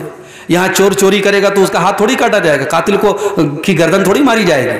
تو یہاں ہم انڈین کرمنل لا کے تحت ہی زندگی گزار رہے ہیں، اور چونکہ ہم اس ملک میں رہتے ہیں تو اس ملک کے قانون کے دائرے میں ہی ہم رہیں گے۔ تو اگر کوئی مان لیجیے زناکار ہے، لڑکا لڑکی نے زنا کیا، تو ہمارا انڈین لا تو یہ کہتا ہے اس نے کوئی غلط کام کیا ہی نہیں، اگر آپس کی سہمتی سے کیا تو اس میں کچھ غلط نہیں ہے، اس کو قانون کے حساب سے کوئی سزا نہیں دی جائے گی۔ اب ہم شریعت کی جو سزا ہے، شادی شدہ ہے تو سزائے موت ہے، کنوارا ہے تو 100 کوڑے کی سزا ہے، وہ سزا بھی ہم نہیں دے سکتے، قانونی اعتبار سے ہم پکڑ لیے جائیں گے۔ تو پھر ہم اپنے طور پر کوئی ایک سزا مقرر کر دیں جو ہماری پنچایت میں آپس کے مشورے سے طے ہو، لیکن اس سزا میں بھی ہم اس بات کا لحاظ رکھیں کہ اگر یہ کام آپس کی سہمتی سے ہوا ہے تو دونوں بھاگیدار ہیں، سزا ملے تو دونوں کو ملے۔ صرف لڑکے کو سزا دینا اور لڑکی کو انعام دینا یہ تو مناسب نہیں ہے۔ تو شریعت کی روشنی میں جو سزا ہے وہ آپ اس ملک میں قانون کے دائرے میں رہ کر کے تو نہیں دے سکتے، وہ جہاں پہ اسلامی قانون لاگو ہے اور اسلامی حکومت ہے وہیں پر یہ چیز ہو سکتی ہے۔ تو آپ اپنے ملک کے قانون کے دائرے میں رہ کر کے اس کو کوئی فائن لگا دیں یا ہلکی پھلکی جسمانی سزا دے دیں تو وہ دی جا سکتی ہے، بہرحال اس میں کوئی حرج کی بات نہیں ہے۔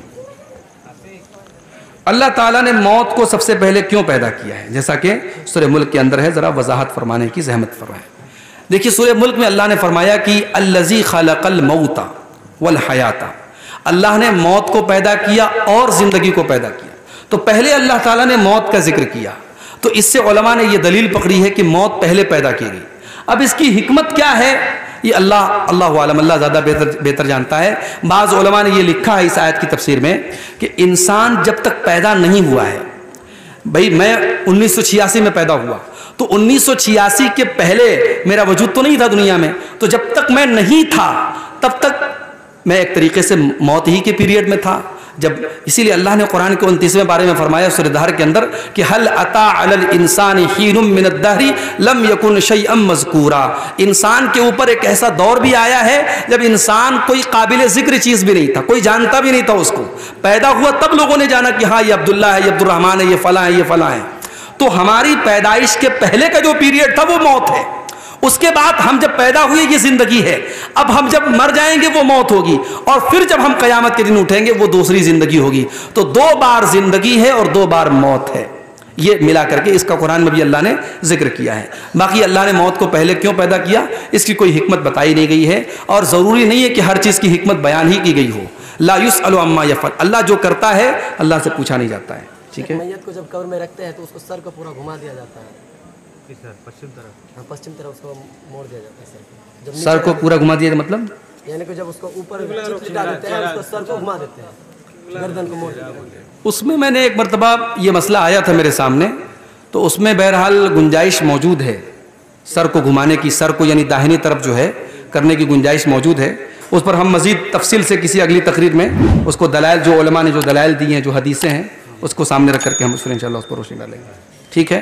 اللہ تعالی ہم سب کو نیک عمل کی توفیق عطا فرمائے، کہنے سننے سے زیادہ عمل کی توفیق عطا فرمائے، آمین۔ وآخر دعوانا الحمدللہ رب العالمین۔